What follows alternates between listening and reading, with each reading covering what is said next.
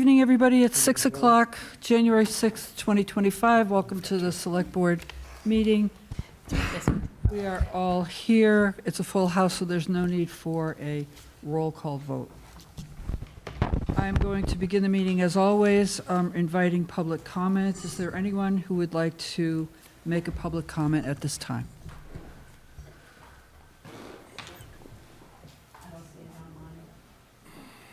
Kristen Haggerty. Yeah, Kristen does. Kristen.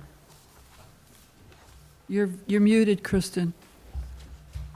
How about now? There you go. Go ahead. Yeah. Kristen Haggerty, Revolutionary Road.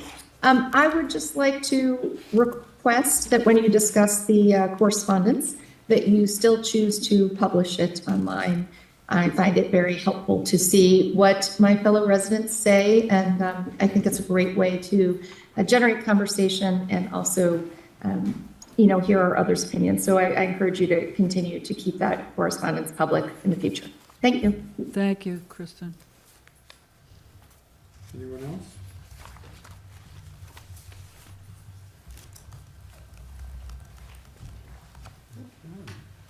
I don't hear any. Okay. Are you ready for a motion on the consent agenda?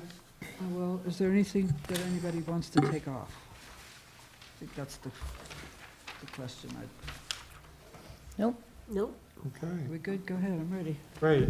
I move that we approve the consent agenda for January 6th, including with thanks for the gift acceptances from the Concord Carlisle Foundation, the Middlesex School, for the Police Department, from New England Deaconess Association, from the Wood Perry Family Trust, and from the Jeffrey and Andrea Adams. Very good. Do I have a second? Second. All in favor? Aye. Aye. Very good. Select Board appointments. Mark? Okay. Actually, I think we have, we did the nominations. Yeah, that was part of it. Move to approve Justin Huff of 76 Pine Street to the Public Celebrations and Ceremonies Committee for a term to expire May 31, 2027. Second. All in favor? Aye. Aye. Aye. Very good. Moving right along. Town Manager's Report. Okay, thank you and good evening. There are two reports since we met last, December 20th, which was in your packet, and January 4th, that was issued today. In no particular order, I wanted to mention that we have two training sessions coming up, or work sessions, this Saturday, January 11th, at the high school, geared toward those interested in volunteering for the town for the 250th events. The training is entitled Until Help Arrives, and it addresses what participants can do in the event of an emergency, particularly before first responders are on scene. The two events will be recorded and available to people. So, if you're interested but not able to come this weekend, there'll be an opportunity to view recorded sessions. Next month, the town will sponsor a food safety training course, and this is targeted at mobile vending. So again, in preparation for the 250th, participants will receive their Serve Safe certification at no charge, and this is a program that we're able to offer through an ARPA grant.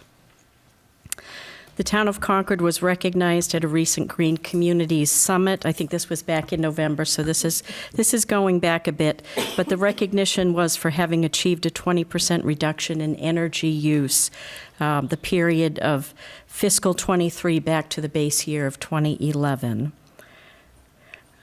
Last month, we had our second sustainability roundtable on December 11th. This was, again, only the second time we've had this meeting. It provides an opportunity for continued conversation and engagement with key sustainability stakeholders on some of our key priorities and initiatives.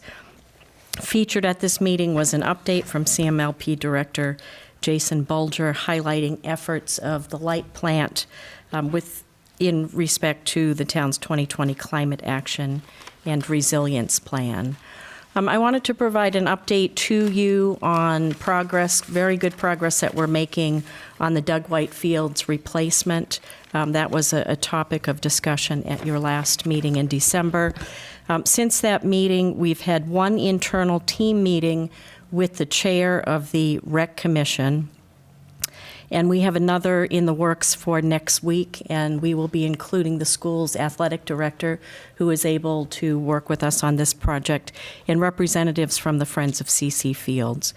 I did send out a communication, or copied you on a communication, I don't know if it was probably just before Christmas, and let you know, but for the public, we did send out a scope of work, an original scope of work, to Gale and Associates. Gale is the designer that the school is working with on their facilities project, their amenities building project. We did have a cost estimate returned as a result of that scope, and it was well within our budget, so we were very pleased with that. But we did amend the scope based on feedback that we received at the meeting in December, and sent that back out to Gale and 2 additional consultants. And we expect to have proposals returned to us next week, and then we will have our next team meeting the following week. Actually, this week. I'm getting confused on weeks.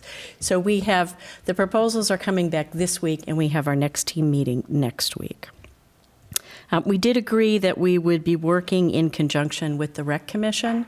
So any forward movement on this project will be presented through meetings of the Rec Commission. And we are looking at advancing the timetable to summer of 2025, and at least based on the conversation that we had with Gale and Associates, we do think that that is a possibility. Obviously, there's a lot happening in town, but we are looking to do summer 2025 on that project. I also wanted to provide an update on clickers. There is a note in this week's report. We are moving forward with the clickers at town meeting on a trial basis. We will be funding the rental of the clickers through an ARPA allocation. That really was the only source of funds. We went back and combed through our town meeting budget, and we really didn't feel that we had any additional room in that budget. So we did make a small ARPA allocation to be able to try out the clickers at the annual town meeting. And then I just wanted to mention that we have a special meeting on Monday, February 3rd, to go through budget and other financial topics, and I appreciate that the board was able to schedule that because... They don't know that yet. Oh, I'm sorry. Wondering about that. The cat is out of the bag. Well, after you're informed of it by the chair, I thank you for agreeing to the extra meeting. Is that a joint meeting, a regular select board meeting, or what? No, that, Regular select board meeting, Yeah. and it will be an executive session preceding that regular select board meeting. And I'll talk about that in the chair's comments. But first, Carrie, yeah, are you done? I am done. Okay. Any questions for Carrie? So, a couple questions and comments. So, number one, thank you for the update on Doug White. It's great to see the progress. I'm excited that we're moving forward at pace. So thank you for that. Number two, on the clickers, it's sort of talking about it as a pilot. So I'm curious what we're going to sort of evaluate. Yeah, you know so what I mean. And that may not be you. I mean, it may be Yeah. a broader question, right? Yeah, I think it is a broader question. We have a meeting set up with the moderator later this week, and I wanted to talk to her about that because this is a significant expense. It's $14,000, $15,000 to rent. We agreed to do this collectively, and I think to be able to get a good evaluation, we need to be using them, Well, not that was just where I was on a gonna go. couple Like, of we have to articles, decide, but right. yeah. So, I mean, maybe a broader or separate discussion, but Well, if, we have the town meeting study committee coming in here at our next meeting, so we can, Oh, we do? have they decided whether they want to use clickers for all votes or just for votes that need to be counted? Because I thought that was still an open question. You know, I'm not aware if Yeah. they've They'll be coming weighed in. in on yeah. that. So again, I think where it was last left off was, I think they were sort of saying, look, we're going to allow the moderator to make that decision. I think I'm just- it's That's moved right. a Okay. little bit. Yeah, we'll get an- we'll get an we will, update. we will. I don't want to speak for the committee, right? Right, But we'll get an exactly, update. exactly. But I just also want to flag, if we're saying we're trialing something, let's be clear on what we're trialing, what we're trying to learn. And to your point, if we are doing that, let's make sure we use them so we can get the feedback. That is, that's the message I'm going to deliver on behalf of staff to the moderator, that, you Yeah. know, at $14,000 or $15,000, an unplanned expense, we really need to try them out. Yep. Yeah. And so then, and my final question, Carrie, was, I know there was some updates on the 250th. Just, I know that the tragedy in New Orleans, like, is there any, does it cause people to look or try to learn from what happened there as any other, you know, safety types of things that we can be doing? Yeah. So we are always learning, always looking, always evaluating. I think that the big difference, for anybody who's been to our events, we place our large equipment to block roadways and access points, so there's no opportunity to drive a vehicle in. But that, I did see, I don't know if it was last week or before the holiday, that the chair of the 250th committee outlined the different topics that he would like the Yes. committee to speak on at each meeting. I did see public safety there. Yes. Again, I thought that was great to be able to know in advance Yeah. what's coming up. But I can tell you, our staff is always watching, learning. We have several staff members who are actually part of the FEMA Region 1 Rescue Task Force, a national task force, and they are very well versed in planning for these activities. Awesome, that's great, thanks. Any other questions for Carrie? No? Great. So Carrie, let's go back to the clickers for a minute. I just want to make sure that when we talk about it's a lot of money, we're going to wait to see what the town meeting study committee recommends to us. We're not telling them what to do as far as we have to use the clickers because we're paying for them. I guess that's what I am not intending to speak on Great. behalf of anybody but myself and staff. okay. The committee can certainly present something. Because of the timing, we have to place the order. That's right.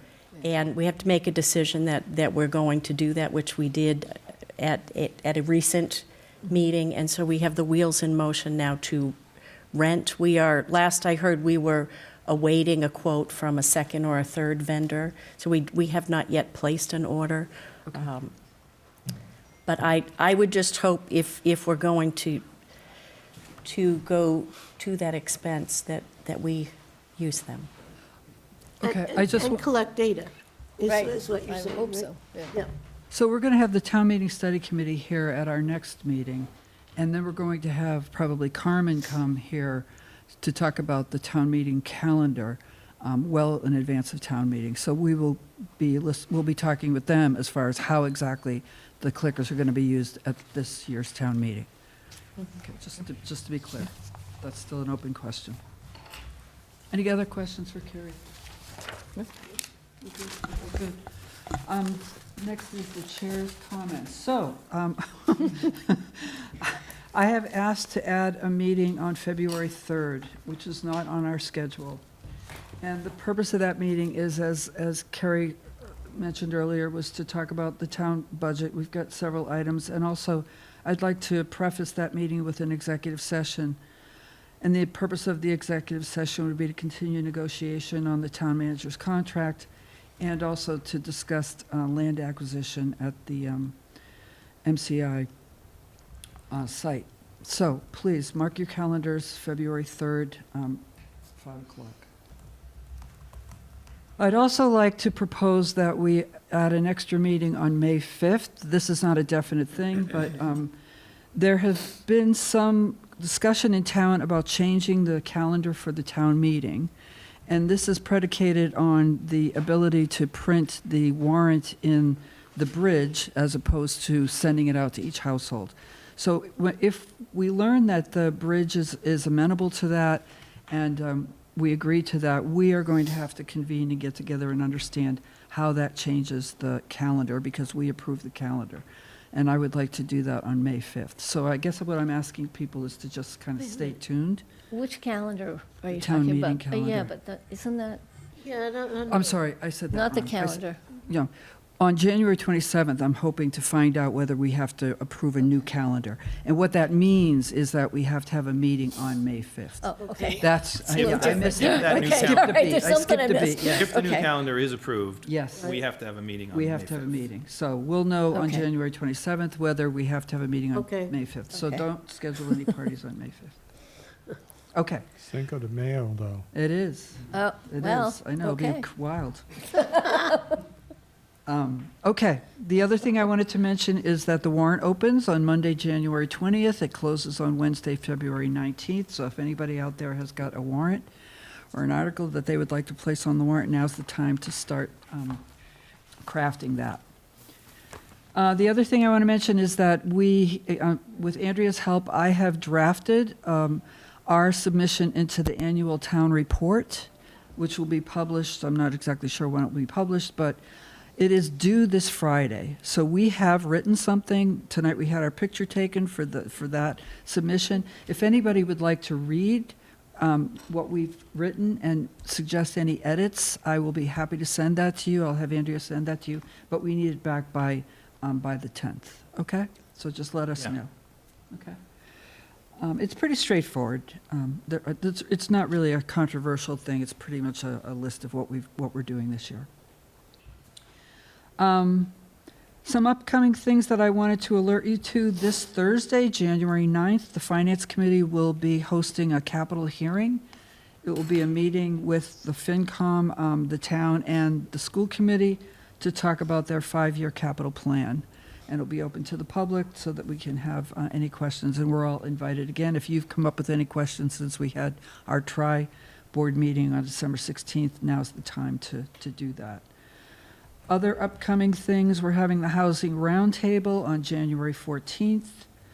We're having this Friday, Megan and I are going to the League of Women Voters First Friday to talk about the disposition of the Peabody land, and also we'll move from that discussion, we'll move right into a discussion around the land use matrix that Megan introduced to us at our last meeting. So I think that will be very informative. Those forums are very useful. So that's this Friday at 10 o'clock in the library.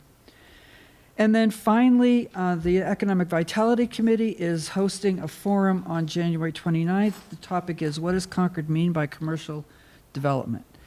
Commercial development is something that we've been interested in. It's got a renewed interest given the fact that we have so much land coming out available to us. And we need to get an understanding of what does Concord mean when we talk about commercial development. To some people, it sounds like a silver bullet that will solve our problems, and other people become horrified when you talk about commercial development. So we need to have a discussion about what exactly, what does Concord mean, and what do we want, what do we envision for commercial development. So again, that's January 29th, 6 o'clock in the library, hosted by the Economic Vitality Committee. That's what I got. Anybody have any questions for me? So, sorry, Mayor, on that last point, Yeah. what does Concord mean by commercial development? Are you also thinking, or are they also thinking it includes like what our goals, or what they think our goals should be for commercial I think development? we're asking the community what our goals Yeah, should be. okay. You know, what do people mean when they say commercial development? Yeah. What's it mean? It means one thing to me, it might mean something to you. So we need to kind of put some sunshine on Yep. that conversation. And maybe like a range of choices or something? Well, come to the forum. Okay. Okay. What's next? Liaison reports. What I'd like to do for the liaison reports is kind of like just go around and ask each of us if we have any additions since we submitted them, and open it up to any questions from other board members. So I'd like to start with you, Wendy. Does anybody have any questions for Wendy on her liaison report? I do. Go right ahead. Okay, so Remember what's there. Yeah. I noticed that the Hugh Cargill Trust is no longer administering the CMLP. No, Yeah, I go think, ahead. and actually, I'm glad that Anthony's here. So my understanding is that there was a review of, is it appropriate for CMLP to actually be donating dollars to the Hugh Cargill Trust, no, to the Hugh Cargill Trust, Right. to manage it? And and if someone, maybe he'll speak to this, but that based on a review, it's inappropriate. Okay, The town shouldn't be giving funds for that purpose. okay, That's all I heard from it, and I've asked twice, and I got the same answer, so. okay. And I don't know if there's more that I Carrie guess or my others bottom want to line share. question is this program's not being discontinued as far as helping people with their electric? No, not Hugh Cargill. Well, so let me just say separately, and Cameron can jump in on this too. CMLP has has assistance programs for Right. residents. That is completely separate and apart from what this is. Okay. On an annual basis, CMLP used to budget funding Right. that went directly to the Hugh Cargill Trust. Okay. That has been discontinued. Yeah, that's what that is. Okay, Yep. great, thank you. Is there anything else you want to add to your liaison reports? No, They're good? everything's there. Okay, Yep. okay. So if somebody, just one more thing on that though. Go ahead. The Hugh Cargill Trust, in terms of the assistance that it gives people, there's no change in what they might do. That it's just a matter that they may not be any longer getting funds from CMLP. Correct. But somebody who needs home heating oil assistance or something like that could still apply to the Hugh Cargill Absolutely, Trust. absolutely. Okay, just Yep. to make It's just sure one less source. somebody has that Right, need. right. Okay. Great, okay, good. So Terry, do you have anything to add? Yes, I want to add one brief thing. I am the representative to the Hanscom Field Advisory Commission at HFAC, and there's a typo on the term that the board approved for me. It's usually a 3-year term. So I've talked to Mary, and it got put in as a 9-month or 1-year term or something. Right. So Okay. we might put it on the consent calendar for next time to just put it back to the 3-year term that it usually is. Even though I will no longer be on the select board, I would like to continue on the HFAC, Got it, if that's all right with everybody. good. And I guess the only question I would have is, so you're representing the select board now. Once you've left the select board, you'll provide some regular updates, or? I I'm can not do sure. that, so that, just to Yep. make sure it makes sense, there's 2 different groups. Yeah. One is the HATS. That has to be a select board member. Right, Okay, So HATS is Hanscom area, Area. right. town right. selectmen. And that person is a member of the select Right, board and right. represents the select board. The HFAC represents, the whole town, not just the select board, but it's an appointed board by the. okay, all right, I just wasn't But sure. I the can, process. I'm very happy to come in if the board wants and give an update. Okay. great. So we'll put that on the consent agenda. Great. Any questions for Terry? No. Thank you, Terry. Mark, do you have anything that you want to add or expound upon? Well, just briefly, I mentioned in my liaison report that the RFP for planning services for MCI Concord has been issued. As of this morning, we heard that there's 35 copies have been pulled by various groups, so it looks like it's garnering a fair amount of interest. And the board is looking at an accelerated process for trying to evaluate responses, which are due January 27th, with the hopes to being in position to award a contract as quickly as February 11th. So there's going to be a big reading period in order to get through that. Great, good. Cameron, do you have anything that you'd like to? No, nothing to add, just, normal course of business and some meetings and connections with like Public Works, Historic District Commission, CMLP, but nothing to highlight for the select board. Okay.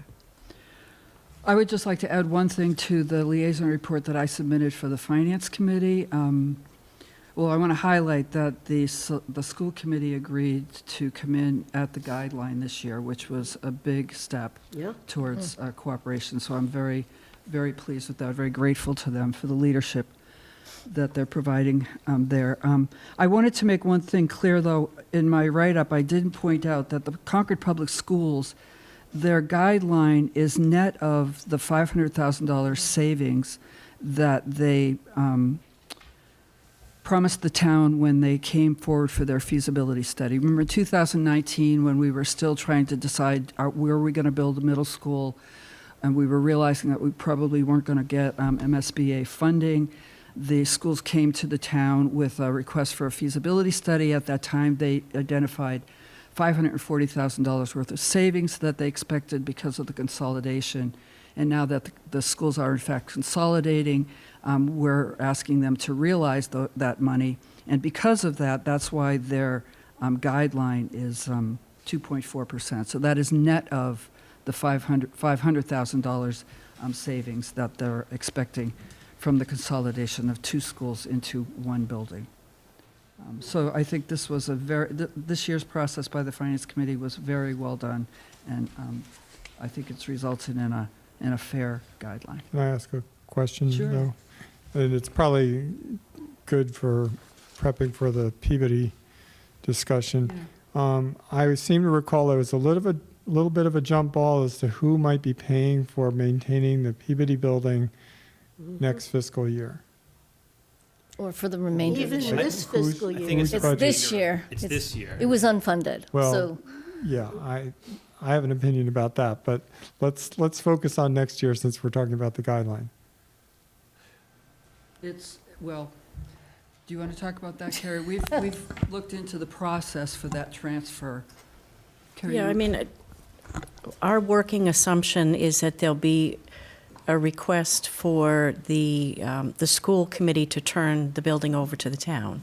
Okay, And so, with that working assumption, then any carrying costs for that building in '26 or beyond is on the town side of the budget. yeah. So I'm wondering, did the Finance Committee engage with this discussion as long as we're talking about net of savings or impacts? Because it sounds to me like that's a transfer from operating costs of the schools that's going to end up in the town budget, and I'm wondering whether that's expected to be covered within the guideline or whether there's any consideration for that. That's a great question, and the answer is no. That wasn't Okay. an active right. point.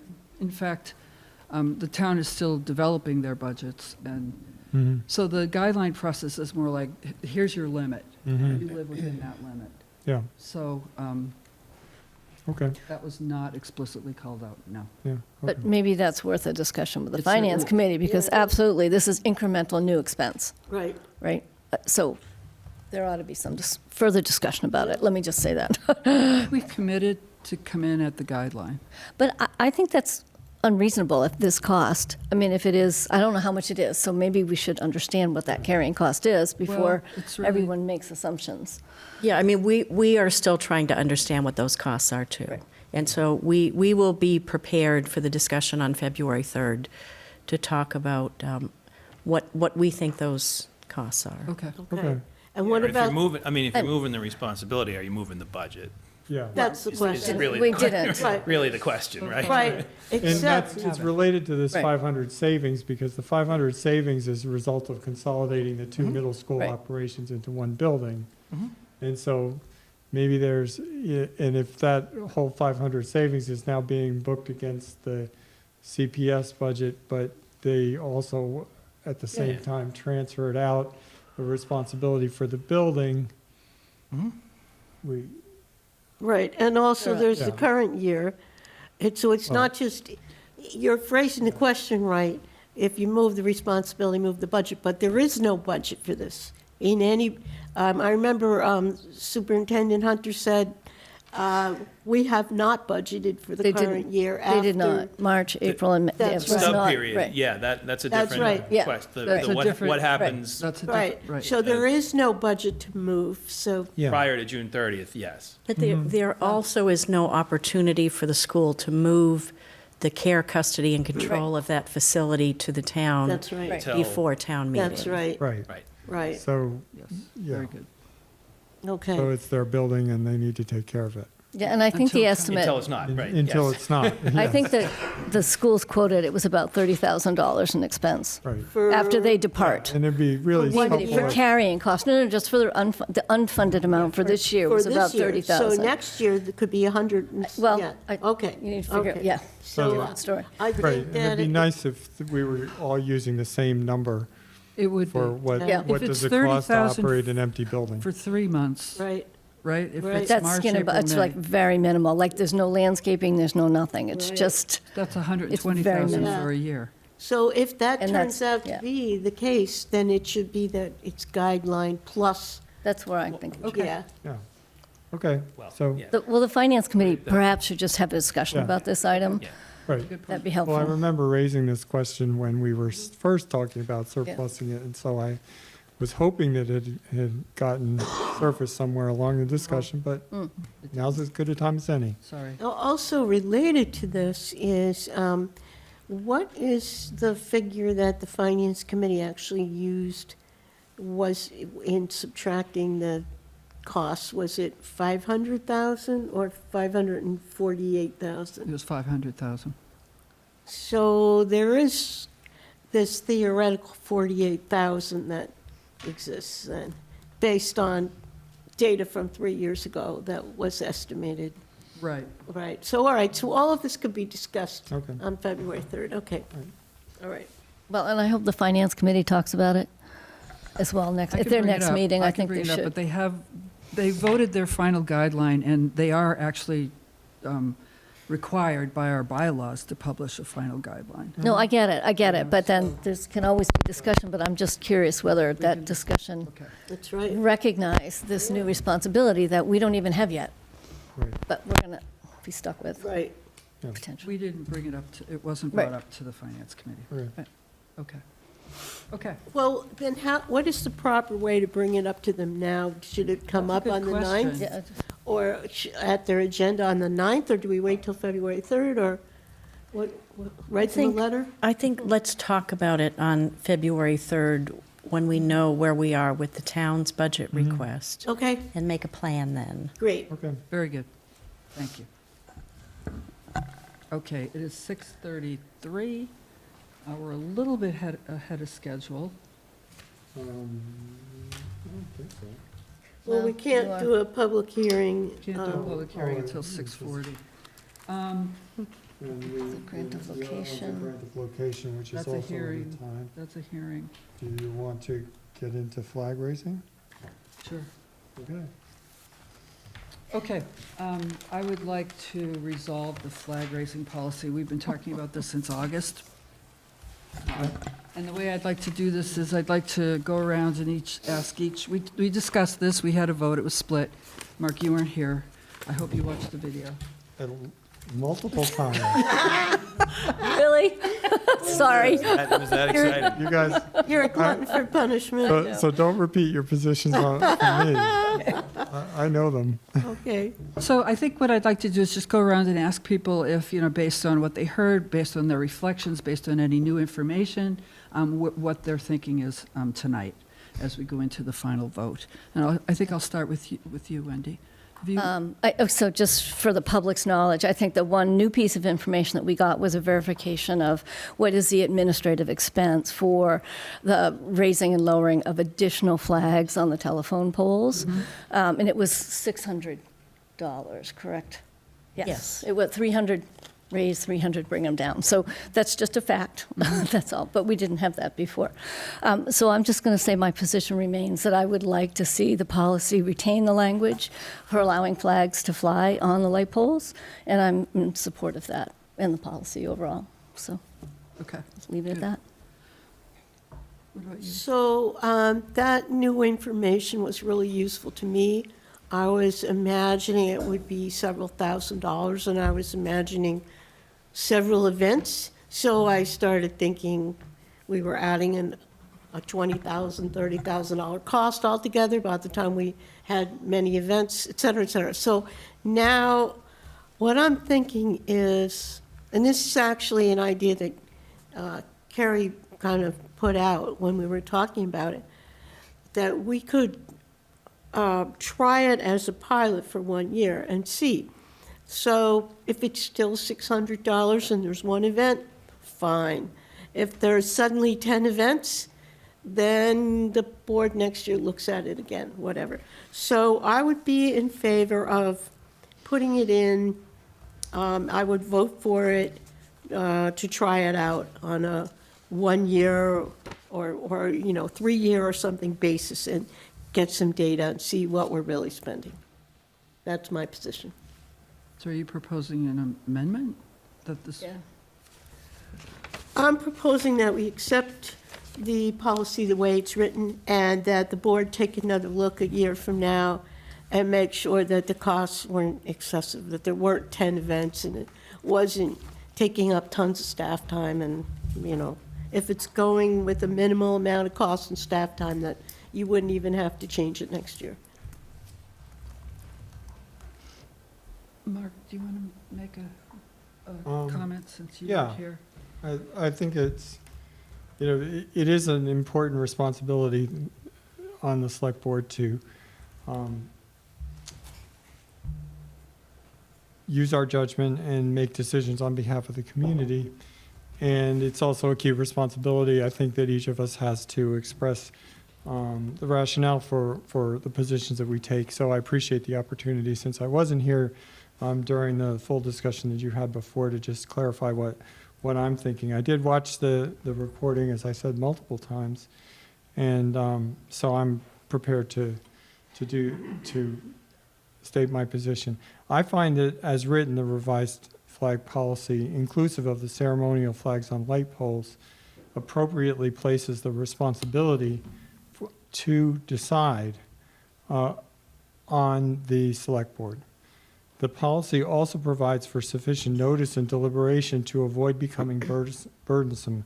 I think the 30 days and will avoid that. I think most importantly to me, though, by linking the flying of ceremonial flags to the authorization of a proclamation or celebration, we are clearly asserting that such activity represents official positions of the town government, not free expression by the public as set forth in the purposes section. Omitting the light poles from this policy would withhold that assertion, and that these flag holders are a reflection of the same public sentiments, in my opinion. So I would support a motion to adopt the policy as included in our packet today, based on that rationale. Thank you. You're welcome. Cameron, do you have something you'd like to say? Yeah, sure. I mean, I think you all have heard a little bit, so I'm not going to, rehash all of my thinking. I feel like we've gone through this a lot, right, back and forth. So, to me, it comes back to having a policy that's simple, that's equitable, that's easy to manage, that has precedence, that it's defensible. And so for me, I do support the ability to have a town ceremony where you have a flag raising, on the town light pole at Concord Center. The flagpole at Concord Center. I think adding the other piece is something that I haven't found any precedents that other towns do. I think it opens up a whole other set of decisions, and actually might end up, having like, oh, we're going to do it for this group, but not that group. I'm actually personally not supportive of having that necessarily lead to like a whole bunch of different types of like other countries' flags that we're putting up all over town. So for me, the one that is, equitable, inclusive, is the policy that is where we would support the flag raising and support those ceremonial flags and do so consistently on the town center flagpole. Okay, I'd just like to make a comment about the precedents that you're bringing up as far as other towns don't have this policy. And I would just want to point out that Even though they don't have a policy, it doesn't mean they're not flying the flags. They're flying flags on their light poles, on their sidewalks. They just haven't done the proactive measures that we're taking tonight to actually document the policy.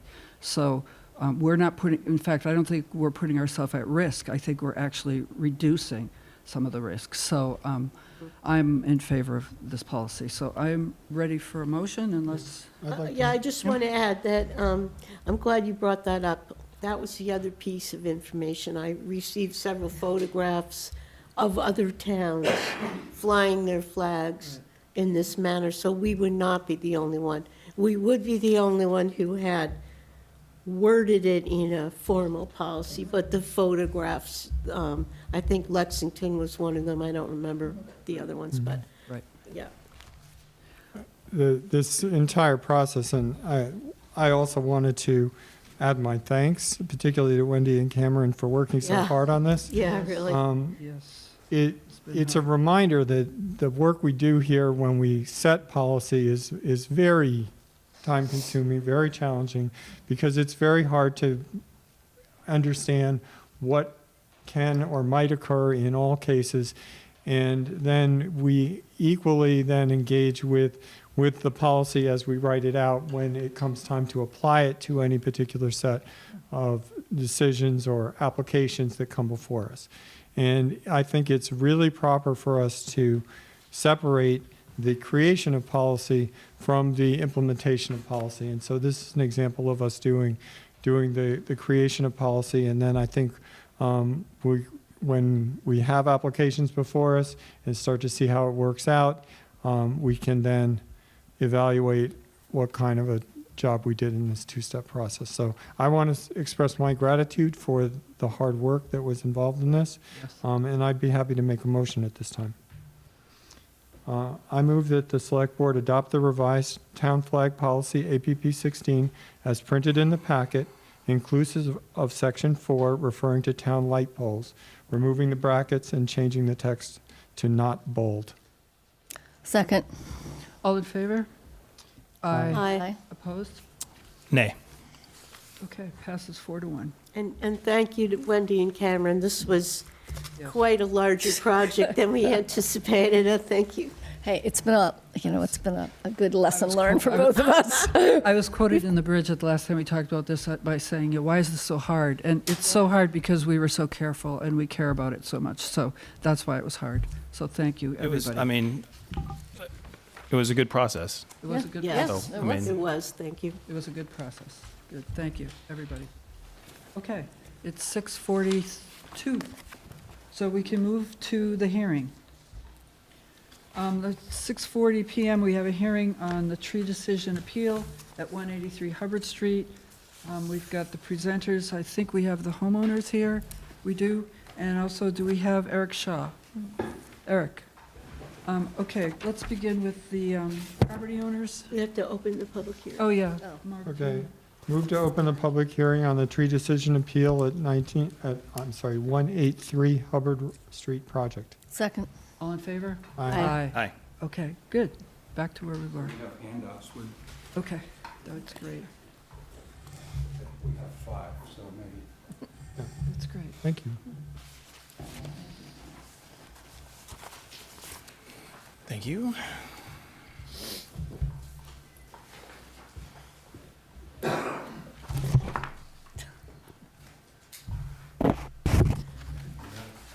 Oh, great, thank you. And just give you a minute to read it.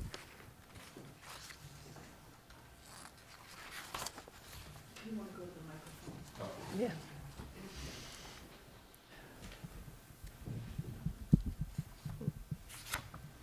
Mr. Duffy? Okay.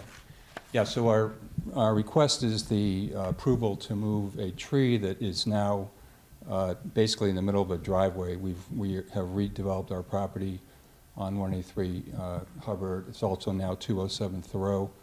We're building these houses for our children who are having children, so there's going to be children on the property. We, a couple years ago, agreed with Eric to place 3 elm trees down Thoreau Street. The center now elm tree is what's in the middle of the driveway. And as that tree grows, we're expecting that to be will block the view going out of the driveway for people backing out, and it'll just grow larger and not be a great place for the tree. So Eric had told us that it's a young tree. It was just about, I think we now have 2 growing seasons where the tree's been in place, so I'm sure it's still in its ball. It's a 2-year-old tree, and Eric has said that they can relocate it to another location, like maybe Emerson Field or someplace out in town, so we're not asking to cut the tree down. In the process of applying for the building permit, one of the very earliest things we had to do was, and that was before the building permit was issued, was a tree review. And what we received back from the town was there was 1 tree circled on the property as protected. The 3 elm trees were not. I later found out that that's standard practice because the elm trees are on public land and they only do that for private land. But in any case, we at that same time we had discussions with the town about that we wish to have the tree relocated. So we were in verbal communication about that. At one point, we thought we were going to do this in the September timeframe. So anyway, so that's kind of the history, and then we had a hearing. There was 1 objection to moving the tree, so that put us here to ask for approval at the select board. Thank you. I don't know if there's much more to say about it, but we think it's a fairly I'm going to simple. ask to hear from Mr. Shaw, and then if you'll be here for questions, that would be great. Thank you. Eric, do you want to address the story? Yeah, so I'm Eric Shaw. I'm Assistant Highway and Ground Superintendent, also the tree warden for the town of Concord. So I'll just give you a little kind of timeline on my involvement with this issue. I received an email from Lynn Duffy around April 20th of this 2024. She had indicated that they had some building plans that had been approved, and she wanted to discuss relocating a tree that was going to interfere with the proposed driveway as part of those building plans. And she wanted to discuss some options for possibly relocating it. As Kevin had mentioned, some of the 3 trees that were planted out there, they were planted in the fall of 2022 at their request as part of the public shade tree planting program. Excuse me, so on April 30th, I met with Lynn on site at the property to sort of get a better understanding of what they were doing and what they were requesting. I had shared with her the process for public shade tree removal requests, letting her know that there is a specific process for Chapter 87 and the management of public shade trees. I heard back from them again in August for a formal request for a public shade tree hearing to discuss the removal of the tree, which we had scheduled for September 10th. And we held the hearing. There were several folks from Public Works in attendance, as well as the Galises and the residents as well. At the hearing, as mentioned, it was objected to verbally at the site. We often hold these tree hearings at the site of the tree, so there can be a discussion about why the tree is being requested for removal, so that there can be an understanding of if there are reasons that anyone that is objecting to the issue can have a discussion and be made aware of why it's being requested for removal. At that point, we closed the hearing as required by state law. The process then goes to select board appeal, if you will, and we shared our information with the Duffys as to what their process would be going forward. So that was our involvement in this process. Thank you, Mr. Shaw. Are there any questions from, or actually, Mark or Tanya Galis, would you like, either of you like to make a comment? Yeah, sure. Hi. Happy New Year, all. And it's also Armenian Christmas today, so it's a special day for me. Thank you. Okay, so I wrote a letter describing my process or why I wanted this to be heard by you. As far as the tree goes right now, my wish is that whatever Mr. Shaw thinks is better for the tree at this point, whether it should stay in place or be removed, whichever is best for the tree's survival at this point, that be the decision as far as the tree goes. As I indicated in my letter, my other than our caring for trees in general, the objection and the surprise was that, as the picture showed too, the garage was essentially already constructed before the permission was being asked for. And I don't know what led to this situation, what miscommunications, and I really, just like you looked into the flag process and you were upset when there was a declaration of raising the flag before you gave the permission for it. There is a parallel here in that sense. I just don't know what went amiss in the process that led to this situation, and it would be great if that could be corrected and taken care of. Thank you. Thank you. Just add something on a little related, taking advantage of the opportunity here, Mark Galis, 62 Prescott Road, that I think it's worthwhile, given the select board's attention to this and the applicants coming here, to also think about how for any tree removal request, there's an expense to the town in terms of staff. Moving costs something, publishing it in the papers costs something, et cetera. But I don't think there's any fee for it, so I'm not saying retroactively change something, but it's something to think about, maybe improving our process and also perhaps having some linkage between potential tree removals and building permits, zoning board of appeals for things, so that these things are known very much upfront and very clear to everybody, the applicants and the town. Thanks. Thank you. Any questions for open it up to the board. Any questions for any of the I parties? have sort of a process question, and I don't know if we know the answer to this, but I saw one of the graphics that was approved by whoever you hired to build it, and it said that this tree was supposed to be relocated right to the left, I thought, of the driveway. So I'm like, why didn't that happen, or when does that happen? Or so I guess, and that would have been, I think, through the planning department. Whoever approved the plan, it was on the drawing that said this is the relocated tree location. So I don't know, can someone speak to that process? Yes. Do you need to come to a mic or up here? Yeah. Wendy, which one are you looking at? You know what?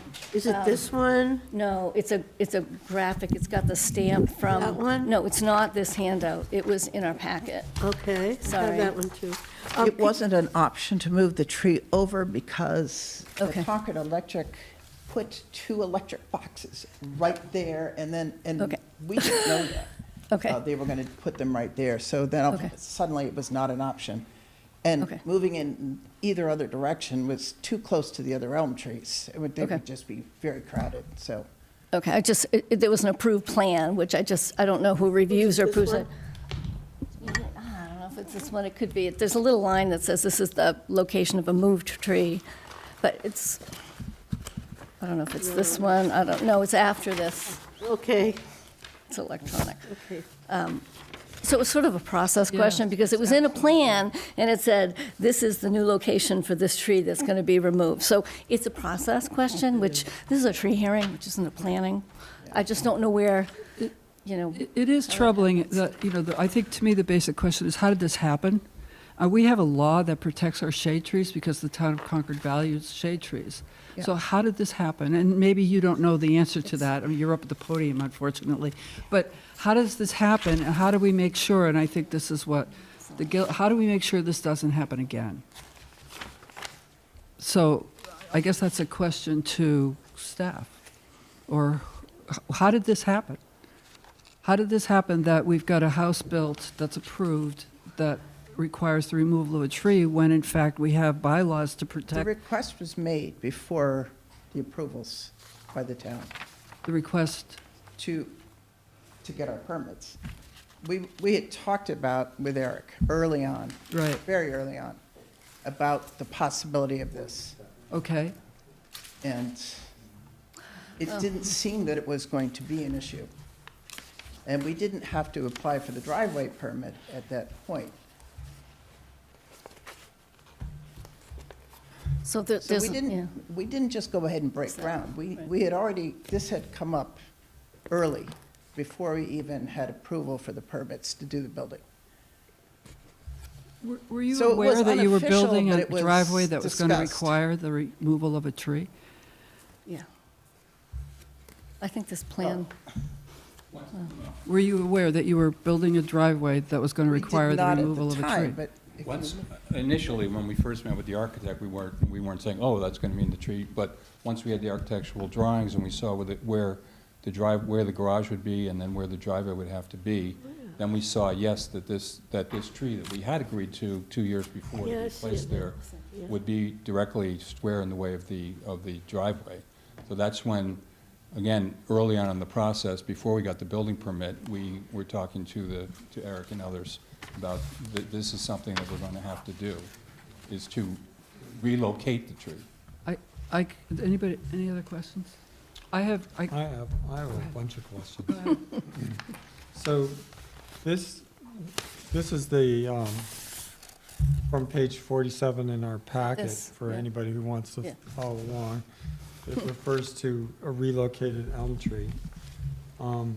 It's not clear to me, and maybe we can ask town staff to sort of identify for us, what this document really is.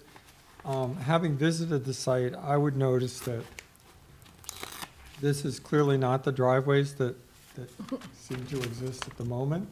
And there's reference to, looks like a total of 2 other curb cuts, one on Hubbard Street and another on Thoreau. So is this the expected actual plan that's? No, No, this was one plan at one time, and Yeah. then we made changes. So what happened, Okay. was, the town, we submitted this I think was the initial request to the Yeah. driveway permit. Okay. And the town came back and said that they didn't want us to put the parking space off of Hubbard. So then we said, okay, we'll take that off. And at the Okay. same time, we said, okay, we'll take the other, the single other parking space off as well and just use the center driveway that's shown in that diagram. Okay. And that, And we submitted a revised plan before the driveway permit was issued. okay, and did it still identify a tree that was being relocated? And were you assuming that approval of the plan meant also, Yeah, we had Approval to remove the tree? I had a call with the engineering department regarding the tree before they issued the driveway permit, and we specifically discussed the fact, they asked, is it your intention to move the tree? And we said, yes, it is.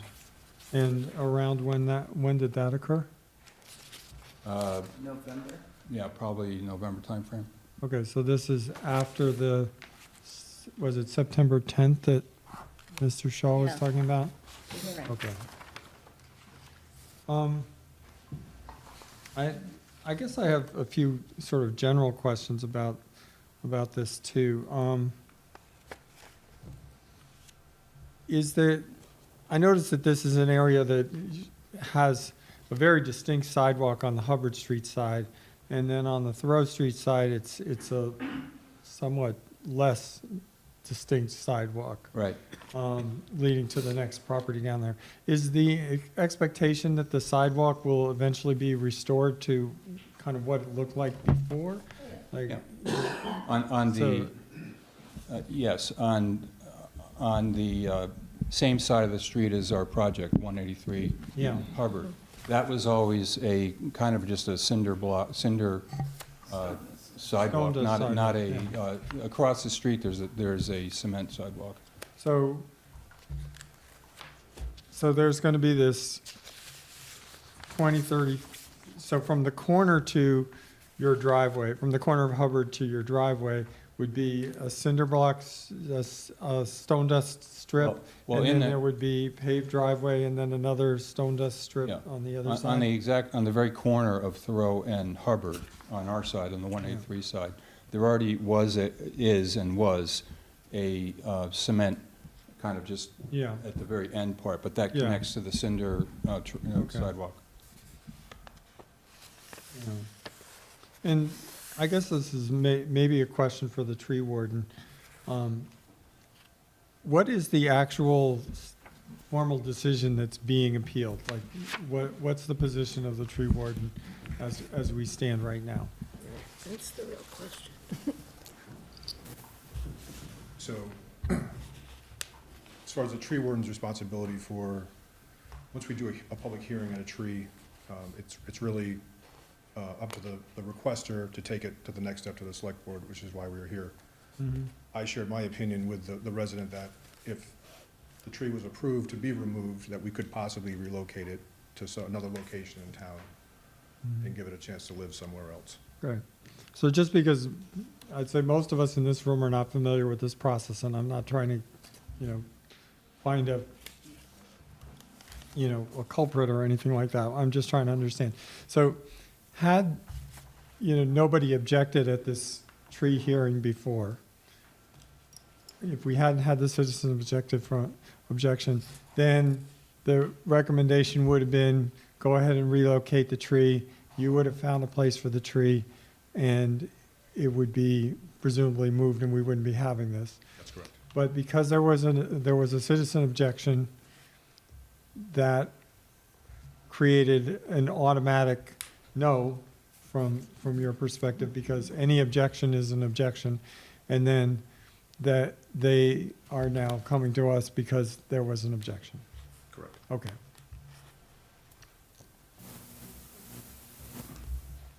Can I just clarify? Yeah. Mr. Shaw, you said something like you might be able to relocate the tree? Or do you think you'd be able to find another location for this tree? Presumably, yes.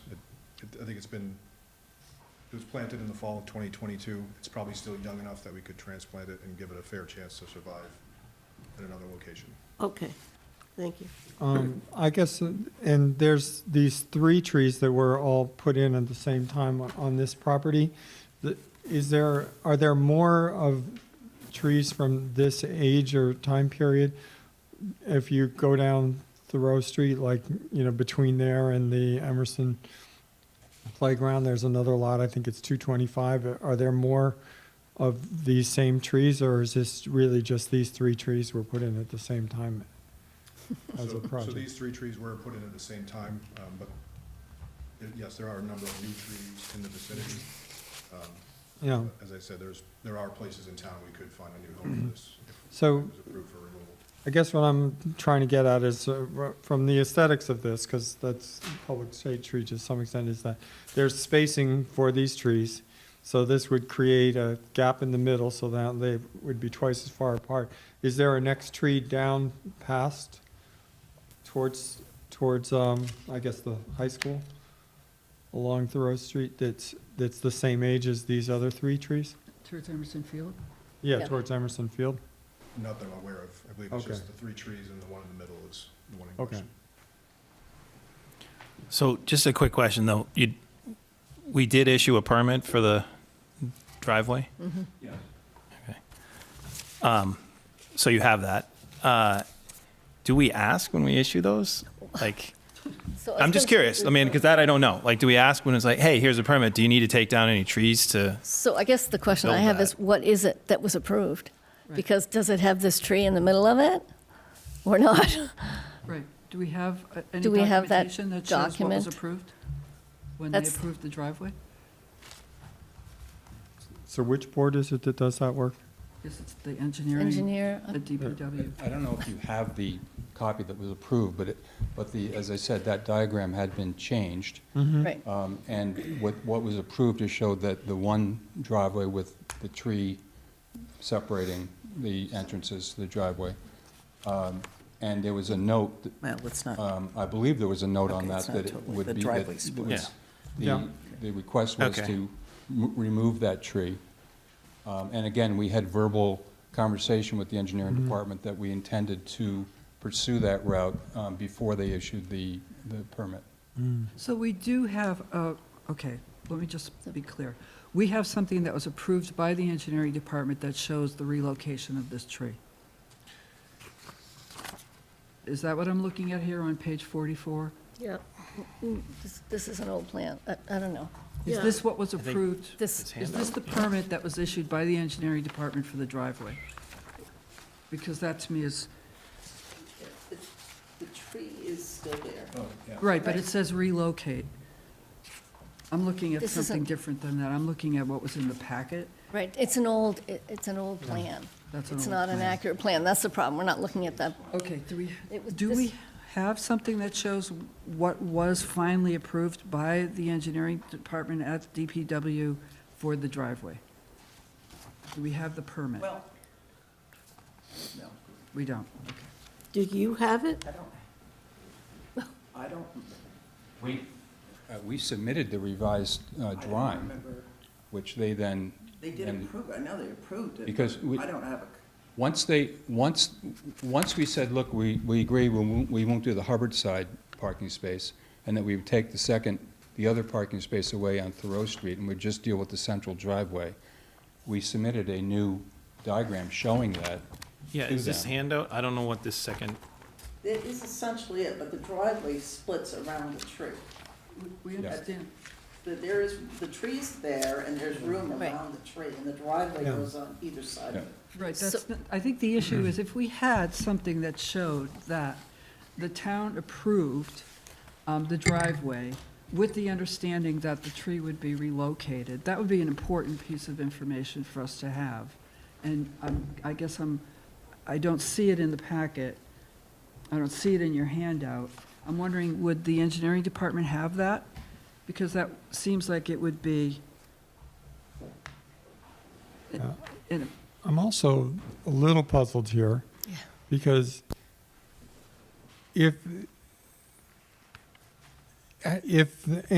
essentially any citizen, for whatever reason they want, can object to a public shade tree being removed, then what is the approval of a plan actually worth?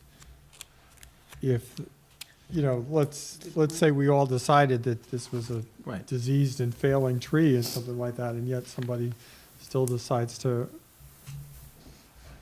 they want to object to it. So, sorry, we're kind of discussing the process, but Yeah. I'm struggling with how that approval could actually even be given if it's really only subject to somebody, for whatever And reason. I think maybe Mr. Shaw was going to answer, but Okay. I'm not sure. He was going to answer, yeah, he's nodding. If I could just add one comment, that in the verbal conversation we had with the Mhm. engineering department before they approved, the day they approved, we said, yes, we're requesting for a hearing with the select board. So the relocation of the tree we said then, was subject to select board approval. Mm-hmm. But the plan that was submitted didn't have a I'm tree in it, sorry. right? So Why the, was the select board involved at that level, at that point? Because it Because had been. we had already had the tree hearing in front of Yeah. the tree. Oh, and it had There had already been. been an objection, so we knew, we were waiting to get a meeting with you scheduled. Okay, but I'm back on up even before that, which is, gosh. Well, let it- When you got you got a permit to build the driveway, right? Yep. And when you got the permit to build the driveway, did that include a removal of the tree? It included in the picture that there was a tree there, and that I think there was a note on there saying our intention is to relocate the tree. And again, in the verbal conversation I had with the engineering department, we said, yes, our intention is to move forward with requesting removal of the tree, relocation of the tree, Okay, thank you. I'm sorry, so. complicated. I think the tree warden was going to answer Oh, one were of you your going questions. to say that? Yeah. Were you going to answer? Just some clarity at least for our involvement in the permit process. I was part of the conversation with engineering that the Duffys had, and there were some stipulations for the acceptance of the driveway permit. One was that the tree would not be removed until it was heard in front of the select board, because it had already been denied through the tree hearing process. And we required some accommodations to sort of allow the tree to exist. That's why they made changes to the driveway design, and that was what was submitted as part of the permit. So the tree had not been approved for removal when the permit was issued. Yeah, and that's what it says here in the second page of the handout, right? So November 2024, we applied for a driveway permit. At that time, the engineering department understood it was our intention to petition to move the tree early in 2025. So and then the permit was approved. So, Okay, and I So- heard, so this is all happening because we had two people, citizens that objected to the removal, and I heard one of them say tonight that you were willing to, if I understood you correctly, that you were willing to go along with whatever protected the tree. Did I hear you? That's correct. May I just Please, yeah. Okay.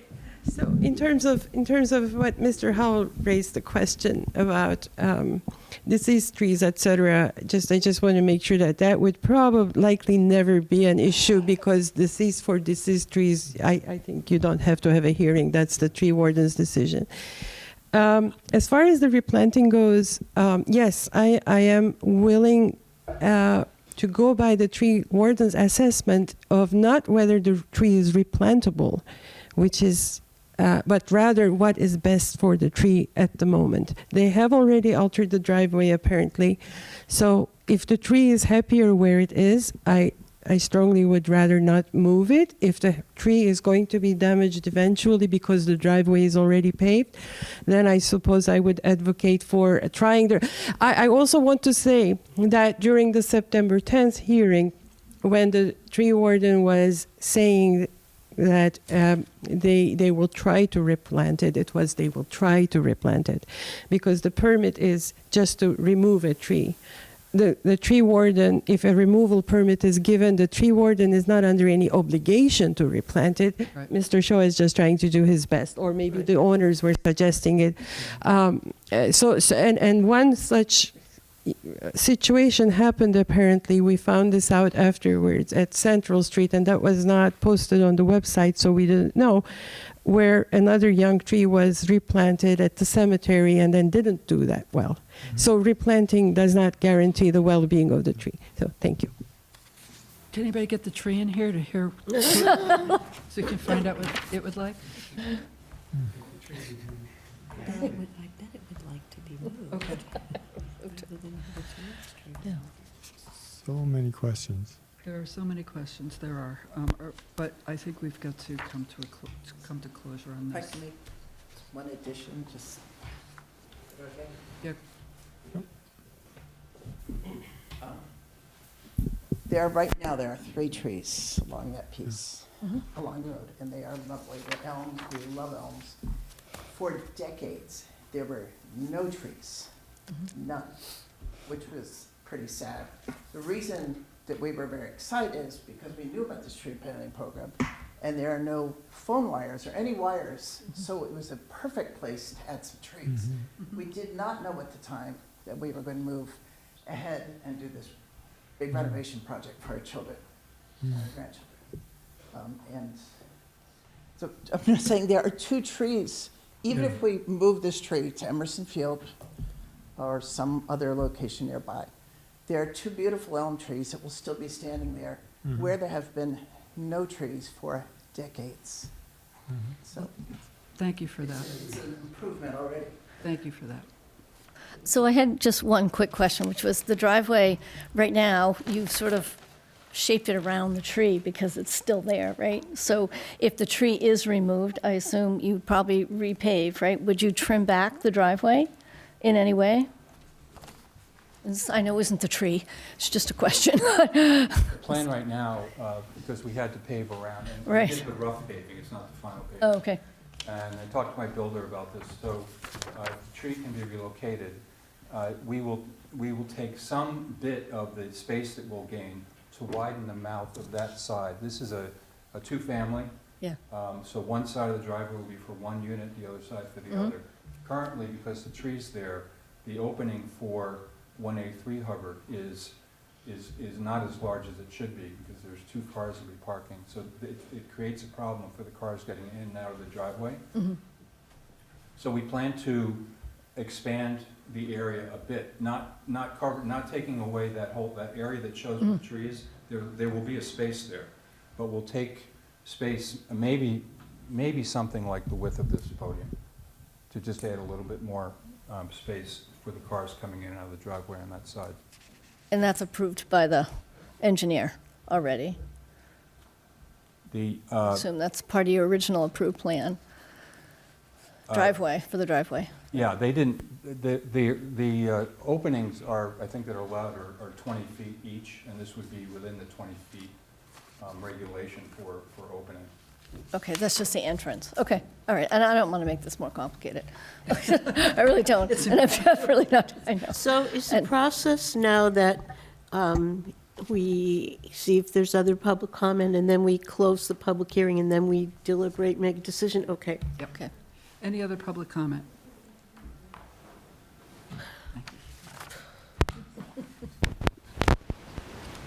I'm Ann Wagner at 18 Spring Road. And hold on a second. I'm going to go to the room first, and then we'll be right with you. Oh, Be right with you. sorry. Hold on. Hold your thought.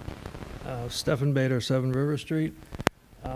I'm not sure that you have the entire timeline here, and I don't know it myself. Maybe the owners do. It looks to me like 183 Hubbard and whatever Thoreau were separate parcels at one point in time, which is why there wasn't a garage in between the two buildings. And I'm guessing you bought both together? It's always been a single parcel. It's always been a single parcel? I stand corrected on that point. I will agree that there have been no trees there for a number of years, and that even with this one removed, there are still true trees, and that's great. I will also take this opportunity to point out that my understanding of the town's tree program is that if you request trees be placed at your property, even in the public way or even in the right-of-way, that you are in essence making an obligation to care for those trees, at least to water them till they get settled, and to not actively harm them. And I'm a little bit concerned that while there will still be two trees standing, even if you approve removing the one or relocating the one, that you're not setting a precedent to say that the town's tree program isn't as robust in its expectations as it has been up till now. All that said, if you're looking for a place to relocate it to, I'll offer my property. You'll take one. Thank you. Thank you, Stefan. I'm going to the Zoom now. Ann Wagner, do you want to speak now? Ann, you're muted. Would you state your address, Yeah, please? Ann Wagner, 18 Spring Road. Ms. Wagner, please, go ahead. I just had 3 questions. What did it cost the town to plant that tree? What will it cost the town to relocate that tree? And following up on Tanya's assertion, what is the survival rate of that tree if it is transplanted at this point? Thank you. I'll ask Mr. Shaw. Mr. Shaw, can you answer these questions? So I don't have any direct costs on the relocating and replanting process. Arbitrarily, it's probably around $1,000, just in labor and other costs associated with it. As far as, survival probability, again, that's subjective, to the health of the tree and, where we place it and all that sort of thing. We do our best to pick the proper location. But as we have found with not even just transplanting trees, but planting new trees, survival isn't guaranteed. So it's hard to place a, percentage that, we can say it's going to survive or not. But, we think we could give it a good chance to survive in a new location. Was the $1,000 the cost to move it or to plant it? That would probably be the, probably estimated cost of removing it and transplanting it. Okay, thank you. Thank you. I see Krista Collins. Do you have, thank you, Ms. Wagner. Did that answer your question? Thank you. Thank you. Yes, yes. I didn't get an estimate on what it cost us the taxpayers, to plant the tree in the first place. now we're going to be paying to move the tree, and then if it doesn't survive, that's money that we taxpayers gave the town, and we're out. And so that's the point I'm trying to make. Thank you. Thank you. Thank you. Krista Collins, do you have a comment, question? Yeah, hi, Krista Collins, 55 Highland Street. And I think some of you know I've been working really closely with Eric for a while now and other volunteers on the 250 trees for the 250th, and have developed an even deeper appreciation of how hard it is to plant and maintain street trees. I appreciate the time that you're giving to this matter. And just want to echo what Tanya and Mark said and what Mary said about, taking a closer look at the process. And, I know when the planning board reviews things, they're thinking about the bylaw, but they're also thinking about 10,000 other things, and things slip through the cracks. But our street trees are so important to the aesthetic of our town, to mitigating the effects of climate change. And I think we really, if I understood correctly, now we have two 20-foot driveways. And that's a lot of paving. And I think we need to think more about how do we kind of reduce the amount of paving we have, at the same time allowing more space to accommodate street trees. So if there is an opportunity to kind of look at that process and see how these things are reviewed, I think that would be a really great thing. Thanks. Thank you, Ms. Collins. Any other? No. I'm looking for public comment now. Any other public comment? You see anybody? Nope. Okay, go ahead. Go ahead. You have a comment? Yeah, I just wanted to comment, because she just said now there are two 20-foot cuts. Neither one of those cuts now were 20 feet. And before we did the renovation, there already were two cuts on Thoreau Street. There was a circular driveway. There were two cuts. And I would say approximately what we have now would equal what was there before we did the renovation. Thank you. Okay. I think we're ready for a motion. Do you have a motion? A motion to close the public hearing. Second. The tree relocation Second. appeal. All in favor? Aye. Aye. Aye. Very good. Do you have another motion for us? What? That's So the I'll make a amendment motion. ready. Okay. You don't have a motion? You want to make one up? Cameron has. I'm happy to propose a motion, so I'm going to propose a motion that we approve having the tree in question on Thoreau Street that is currently sitting in the middle of a partially paved or initially paved driveway, that we allow that tree to be removed, and that if it is deemed by our tree warden to be prudent and cost-effective, that they could look to relocate that tree. Second. So your approval is to approve the appeal? Approve the appeal, Yeah. yes. Okay. And we've got a second. Second. Yep. Yeah, I have a question related to that, Go to ahead. the effect of that. So, and I'd be interested in the opinion of the tree warden on this subject. It's January, and presumably trees are relatively dormant. Would you have a recommendation if we were to approve the attempt to relocate this tree as to what the best time frame to actually do something like that would be? So I think at this point, it'd probably be prudent to wait till early spring to relocate the tree. We could possibly do it, now, but I think it'd be better to wait for a little bit warmer weather, drier weather. And so I'm also interested from the homeowner's perspective, are you guys willing to accommodate the, okay. Thank you. Great. Any other discussion? No. Okay, we're ready for a vote, I think. Yeah? All in favor? Aye. Aye. I'm opposed. Okay. 4-1. Thank you. Thank you. So that would be the appeal that's been granted.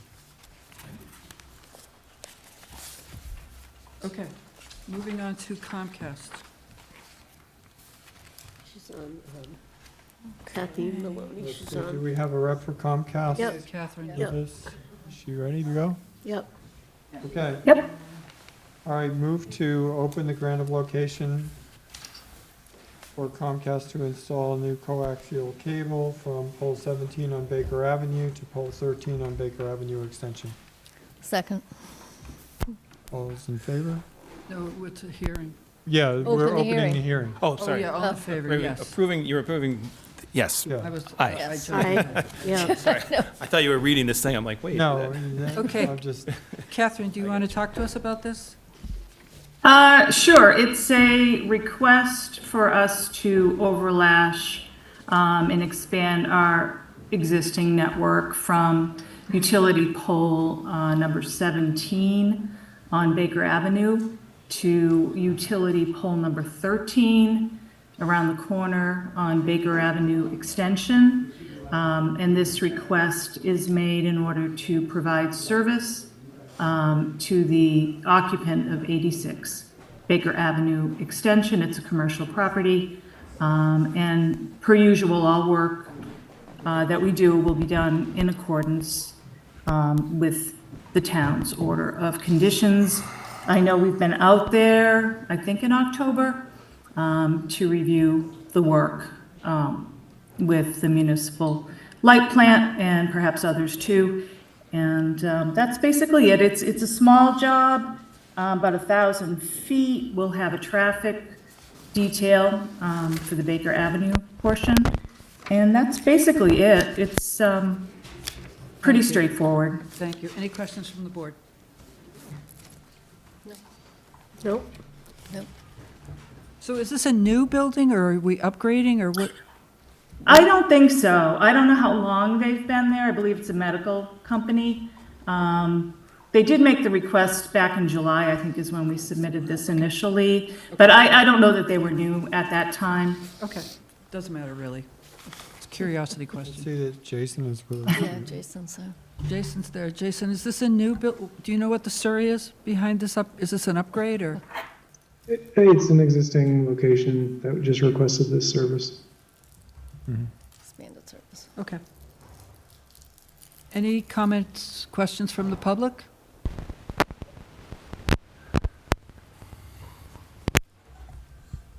I don't see any online. Okay. Seeing none, would you like a motion to close the hearing? Yes.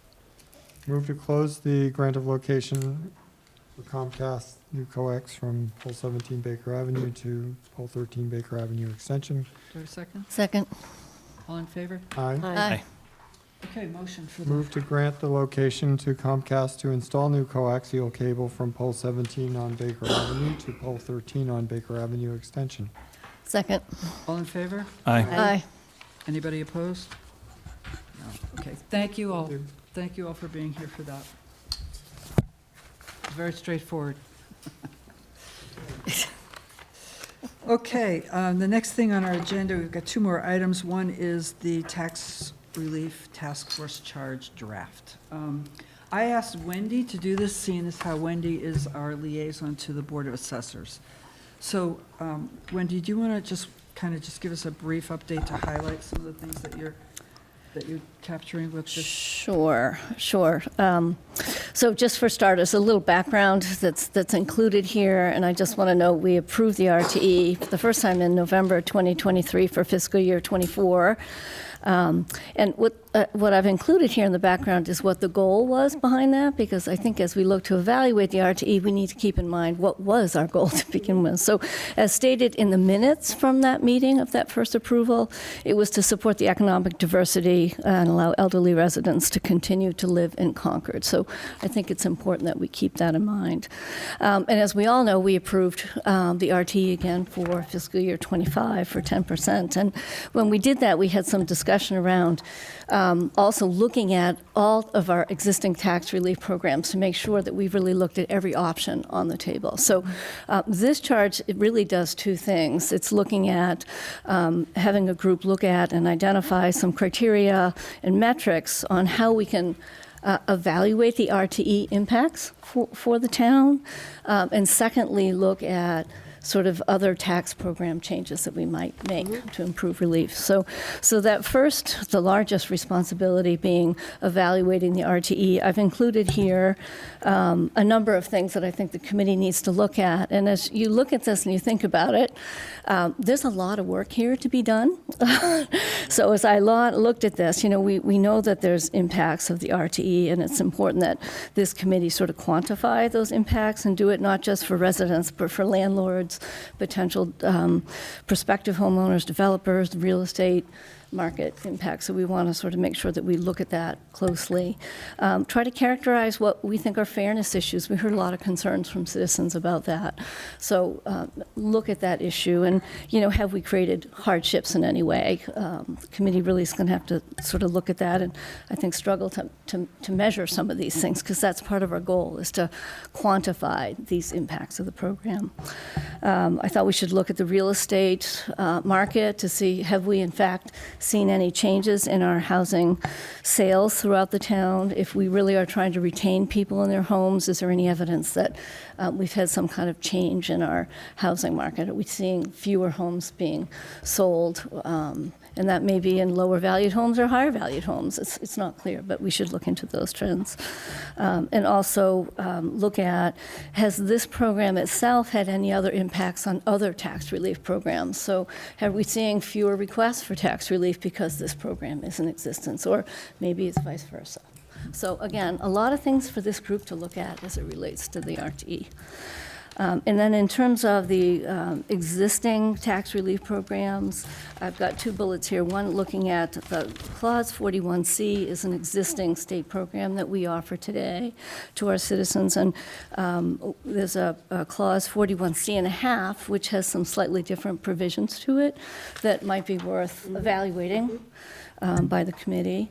And then lastly, as you know, we have a home rule petition for our senior means tested exemption program.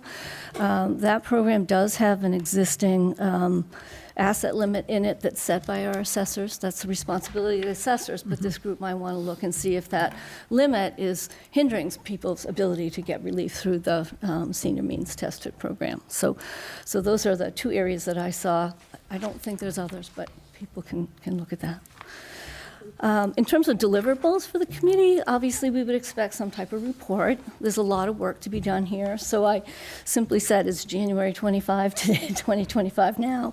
Let's give this committee a year to see what they can put together, to really ideally put together sort of a model on how to measure the impacts of the RTE.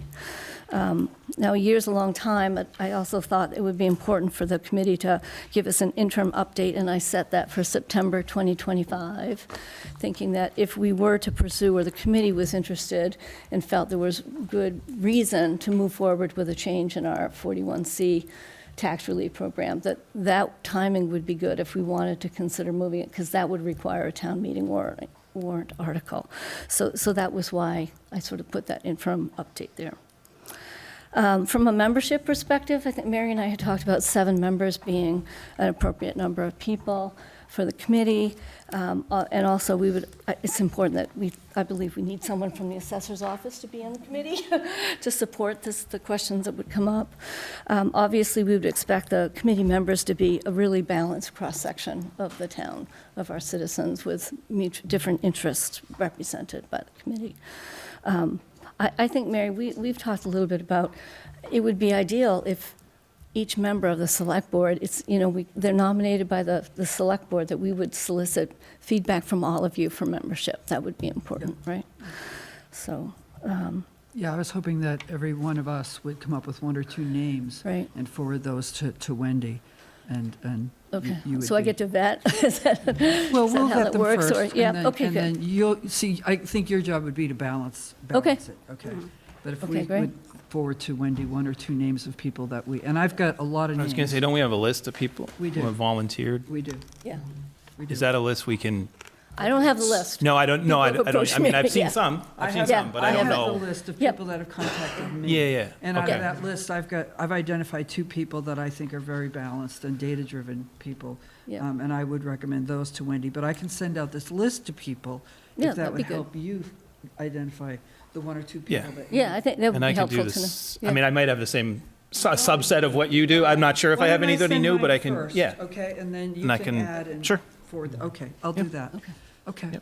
So I know I walked through this quickly, That's okay. and this is my We all first had- stab at putting a charge together, so if there's other thoughts people have or things that you thought you wanted to consider.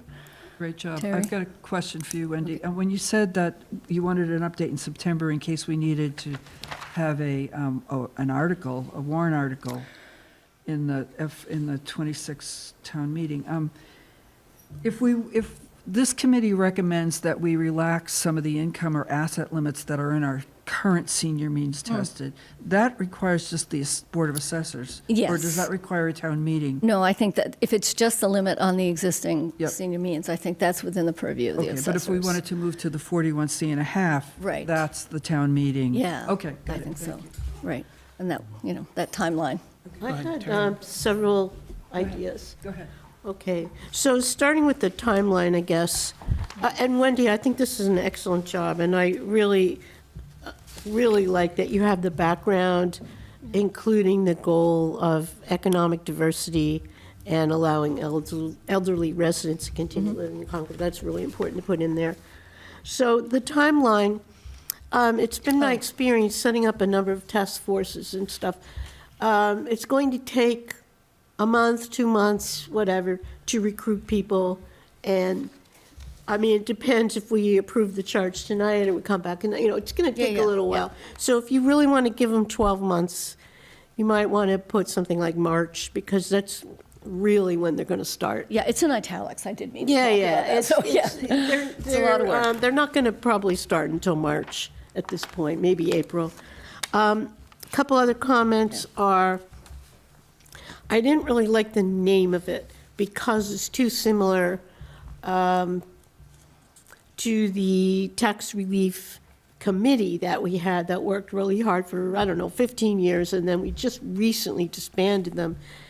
So I'm going to propose adding the word evaluation, tax relief evaluation task force, but I don't really care what the name is, as long as it's not almost the same name as what we had before.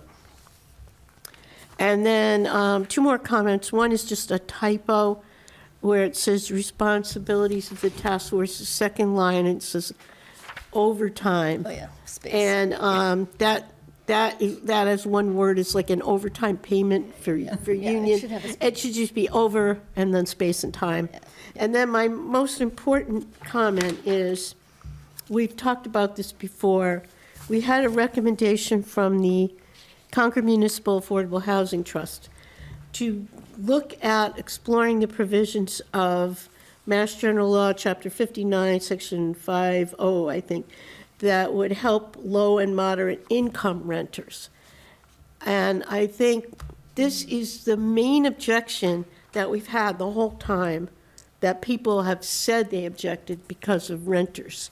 So I really think that we should add a bullet to research this provision of the law and recommend whether the town should accept the provision to aid low and moderate income renters. And that bullet could be added in the responsibilities section or in this bottom section here, or both, wherever you think it goes. Those are my comments. But really good job, thank you. Yeah, I struggle with a little bit about this because the scope here are taxpayers, right? And so when you start getting into your renters relief, so is that, I don't know how that provision works, and I didn't study it, but, Well, it has to do with the goal of supporting Right, economic right. diversity and allowing elder, I really think that's the main thing that people are saying they don't like about the RTE. They might really have other problems with it, but that is the main thing that we're hearing. So it needs to be studied. And I don't know if you want to have 2 different task forces. That seems kind No, of I so think, well, I think so- my, taxes, they pay taxes, They do. right? So, right. They pay through their rent. yeah. Well, so I think so, I guess so we can put it in here, I just, We could change I the did- name of the committee, and that would probably, No, that's not. So I was hoping that we would get to the impact of renters in here. So my first bullet was trying to figure out if in fact we do have evidence that the increase in taxes is being passed on to renters, but that's Exactly. okay. I mean, we can add it. The committee has a lot of work to do, and how they're going to divvy up that, it's a slightly different purview, but you're right. I mean, would people agree to adding it? You were saying, consider if there is an impact to renters, or can we quantify? the Yeah, I impact mean, I think we have to renters? quantify it, really understand. I mean, we hear it, I think but you're suggesting that let's do that before we do the work around this provision that gives relief to renters. I think. But I'm not feel like it's talking different. about whether, I'm just talking about doing some basic research on what is the provision, have other towns tried it, you know, just Okay. a real basic, not, I don't think it adds a lot of work. what other people think? I don't have super, a couple of thoughts that have come to me. One of them is, I think there's a very real, legitimate goal of trying to understand how is the RTE actually affecting those goals. So, and I like that focus of it. I understand the temptation to also try and look at programs that might be complementary or in addition to, or something that also work on those goals. But I wonder whether that, and that needs to be done too, but it's kind of a second set of objectives that can possibly work at cross purposes to the first.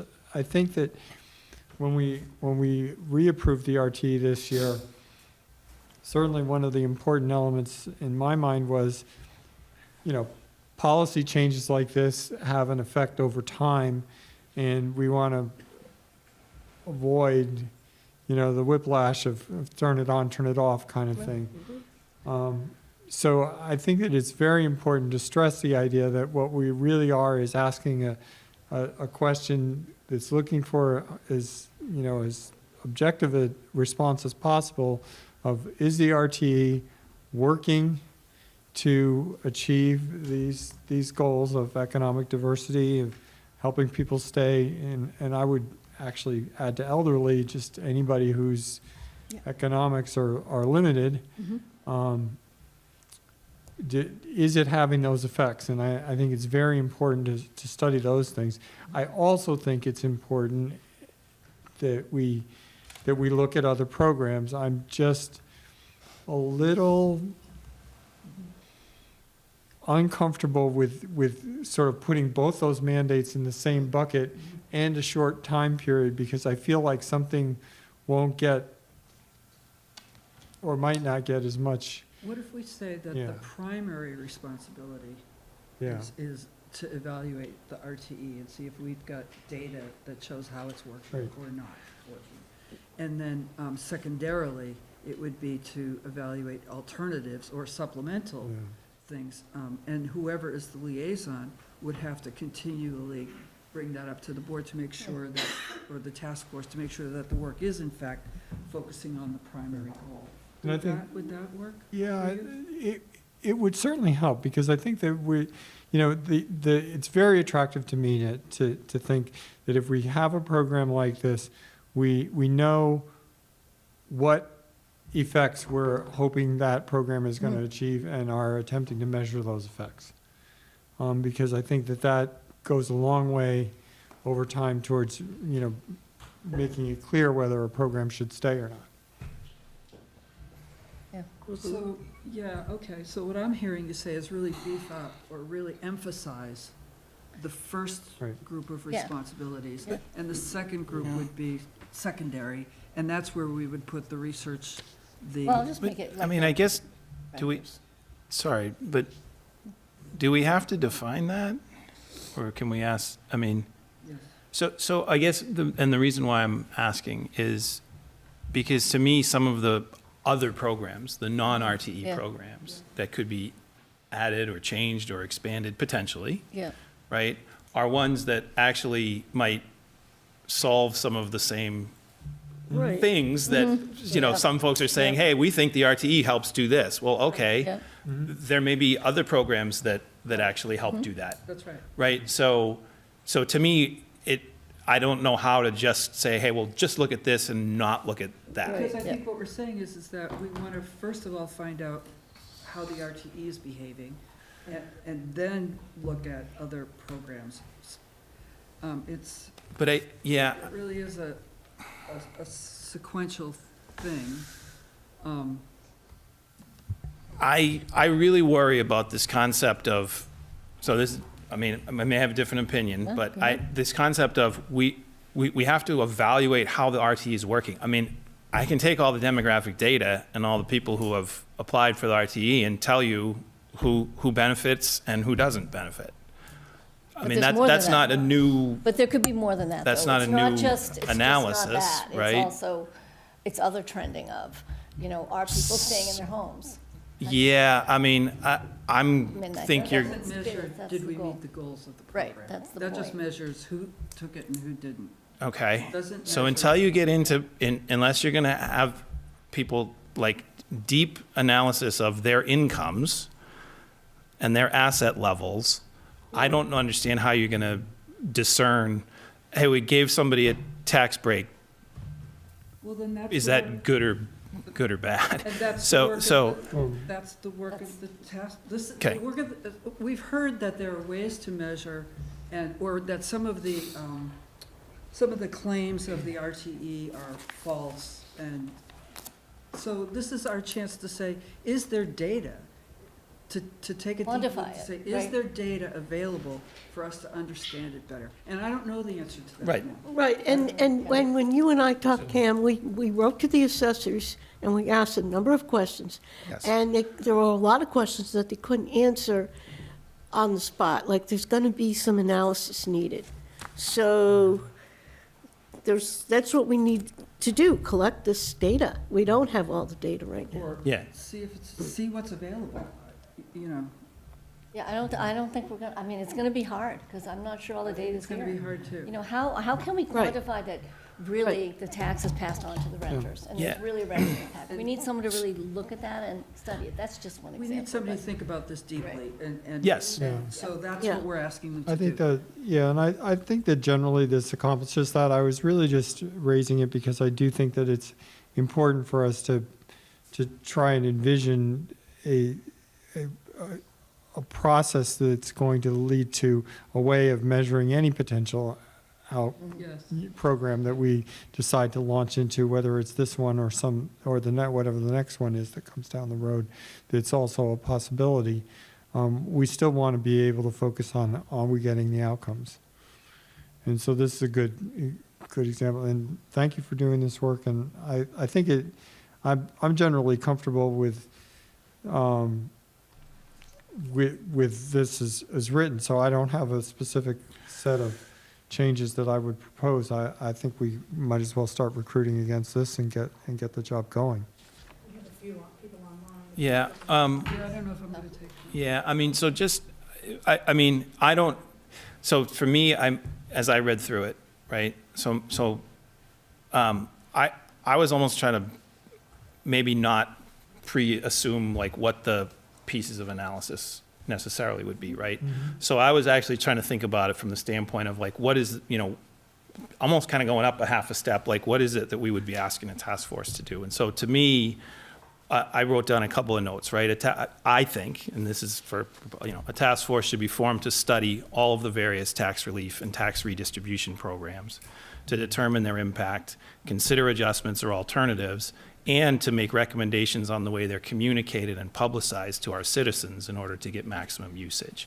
So I was trying to actually keep it a little bit broader to say, Right. look, here is the charge of the committee. We're asking you to look at these three things. Okay, can I just say that is the task force committee, tax relief committee that we had. They worked for 15 years on it. They've just recently been disbanded, maybe within 6 months of when you came on the board, Cameron. That was their job. They did an excellent job. And according to state law, we put in every single thing that we could put in. with that group. And that's why I want to change the name and make it a little bit different, but we've already done that work. So I think if you go on the website, their page is still there under previous committees, and you can see all the things they studied and all the legislation, home rule stuff that we put in, and everything what we don't need to reinvent that wheel, because we already found out the answers to that. Okay, so we have no opportunity to change things like asset levels or Right. implement something That- like 41. Okay, so, but my point, Terry, is, yeah, I mean, maybe they did, but I don't think we can say we have implemented and looked at every, No, but that's, what's open is in the charge here, is to look at Possibility. what remains Right. open, what those limits and variations are. So that we're going to ask the committee to look at Okay, that. That's the 41C and a half, and also yeah, all looking right. at asset limits. 41C and a half, we have not Correct. done, that is That's correct. what that other scope is. That's right. yep. And, while there's things that are here, the committee, when they form, they're gonna come up with other stuff. Yeah, they It might will. be a really good idea to do, and some of it might be more Right, information. but my point is, the previous committee, their charge was to take a really broad look and try everything they could think of, and they did. And they did, and we came Yes. out with the senior means tested stuff. Right. That was one of the things, Sent that and up to Beacon Hill, where it Right. died, Looking at remains to this day. languished. those things Yeah. The what? The what? in relation to that RTA as well. No, we've got that. No, Oh, we have a number of things that just We have the languished. senior means tested here. Yeah. That one we also have, do. but we have some, the, Income We tax. adopted. the, Income yeah, tax. income. and Income tax another one too, there's several of Oh, them. the transfer. Yeah. Oh, yeah, the That's transfer different. tax. Yeah. That's So- for affordable housing. Anyway. But it is kind of Yeah, trying to we have reach a- the same. They have The a, income tax was the one that died. Yeah. Yeah. That died. And So I mean, we don't care. the only other thing that I would add is, to the extent that we're making decisions in November around taxes, right, we should have some sort of, I mean, maybe all of the work isn't 100% done, but we should have some sort of like, are there recommendations in October, right? well, That, she has, She does have that in here. yeah, okay, I mean, as long as there's recommendations Well, it's for, an interim update. It's not Yeah. recommendations. So the They're not challenge gonna is, I think there's a lot of work, and we just don't know if they can put all those recommendations sooner, but, right, interim update is good. but, And it says including any recommendations related to the adoption of the senior means tested under clause 41C and a half. And that was to your point earlier, which is to get on, if we want That to would get on require the, a if town we want to meeting get on the change, yeah. warrant. Right, but So it's- November is the time to do the tax hearing, so right. it would be good to have that interim update in But September. that's- And it's here. Yeah. Yep, It's right here. Yep. Those are both roughly in the same time frame anyway. Yes. and there'll be a select board liaison, Yeah. making sure that they deliver and come with That'd be you. certain things that we're looking at. yes, probably. So what I'm hearing is a few recommendations, and one is that the deliverable would be by the end of March instead of January. The second one is that we would change the name to the Tax Relief Evaluation Task Force, which I have no problem with. I don't know if other people do.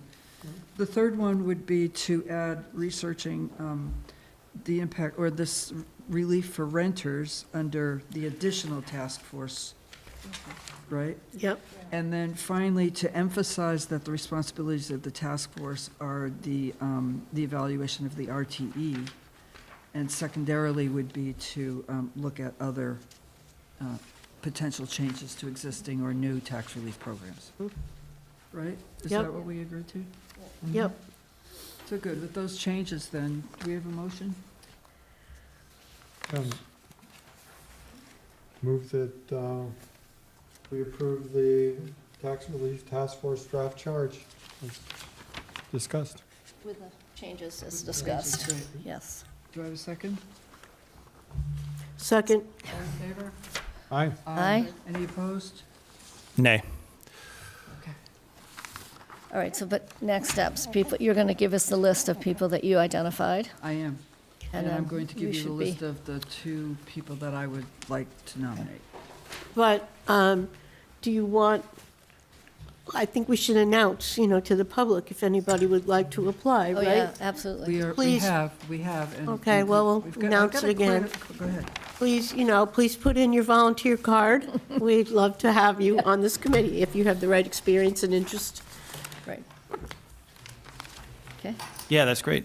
Mary, if you get the list, I'll compare it, and we'll, Why don't I send you my Yeah. list, because you might have a bigger list. So I may, will I may or may not have some other folks, yeah. Okay, good, so I'll Perfect. send you mine, and then you'll add to it and send it out to the rest of us, right? Perfect.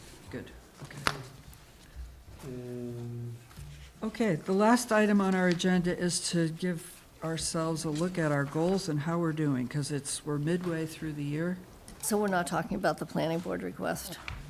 Oh, sorry. No one from the planning board was here to advocate for it tonight. And the fact that there's a chance that we're going to be reviewing the whole town meeting calendar on January 27th, I thought we would just roll into Okay. that. So, So, Mary, can I just ask on these goals? yeah, I'm really glad we're doing this mid-year update. yep, And in the packet, yep, there's a 3-page thing, and it says update as of January 6th. right. Is this document changed since the last time? Yes, what it has is it Okay. has my notes, which unfortunately aren't highlighted. Oh. But my notes saying what I thought the progress we had made. Maybe you could walk through what, okay, thanks. Very good, thank you. Great. And I'm going to start at the end, because if you remember, the last time we went Last through. time we didn't Yeah, quite we get there. started- Like, Okay. abstain. All right, So great. let's start with the diversity, equity, and inclusion goal, which is our 5th goal. And we said, create a welcoming, diverse, and inclusive community. And the first thing under that was to protect and enhance the diversity of housing stock via continued focus on affordable housing. And then I wrote, some of the things we've done in support of this goal is to active participation in the community, the Municipal Affordable Housing Trust, that would be me, since I'm the vice chair. Advocate for funding lower cost per unit housing, that's something we've talked about. Unfortunately, I don't think we've really articulated that well at the forums. No, and it sort of gets back to this goal about, the goal itself talks about affordable housing. We talked about workforce housing too, right? So we have an opportunity next week at the forum, Got it. not forum, the roundtable. Yes. Let's emphasize these things next week, Okay. That's January 14th. right? Great, and then I also put that the town manager has allocated ARPA, and we supported that. So these are the 3 things that I can think of that we've done in support of this goal. So anybody else have anything that I could be missing?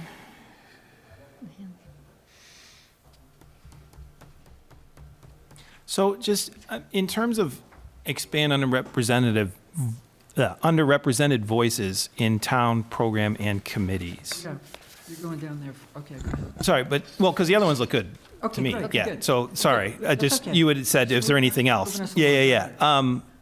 Is there, like, how do we know, like, what the representation on our committees is?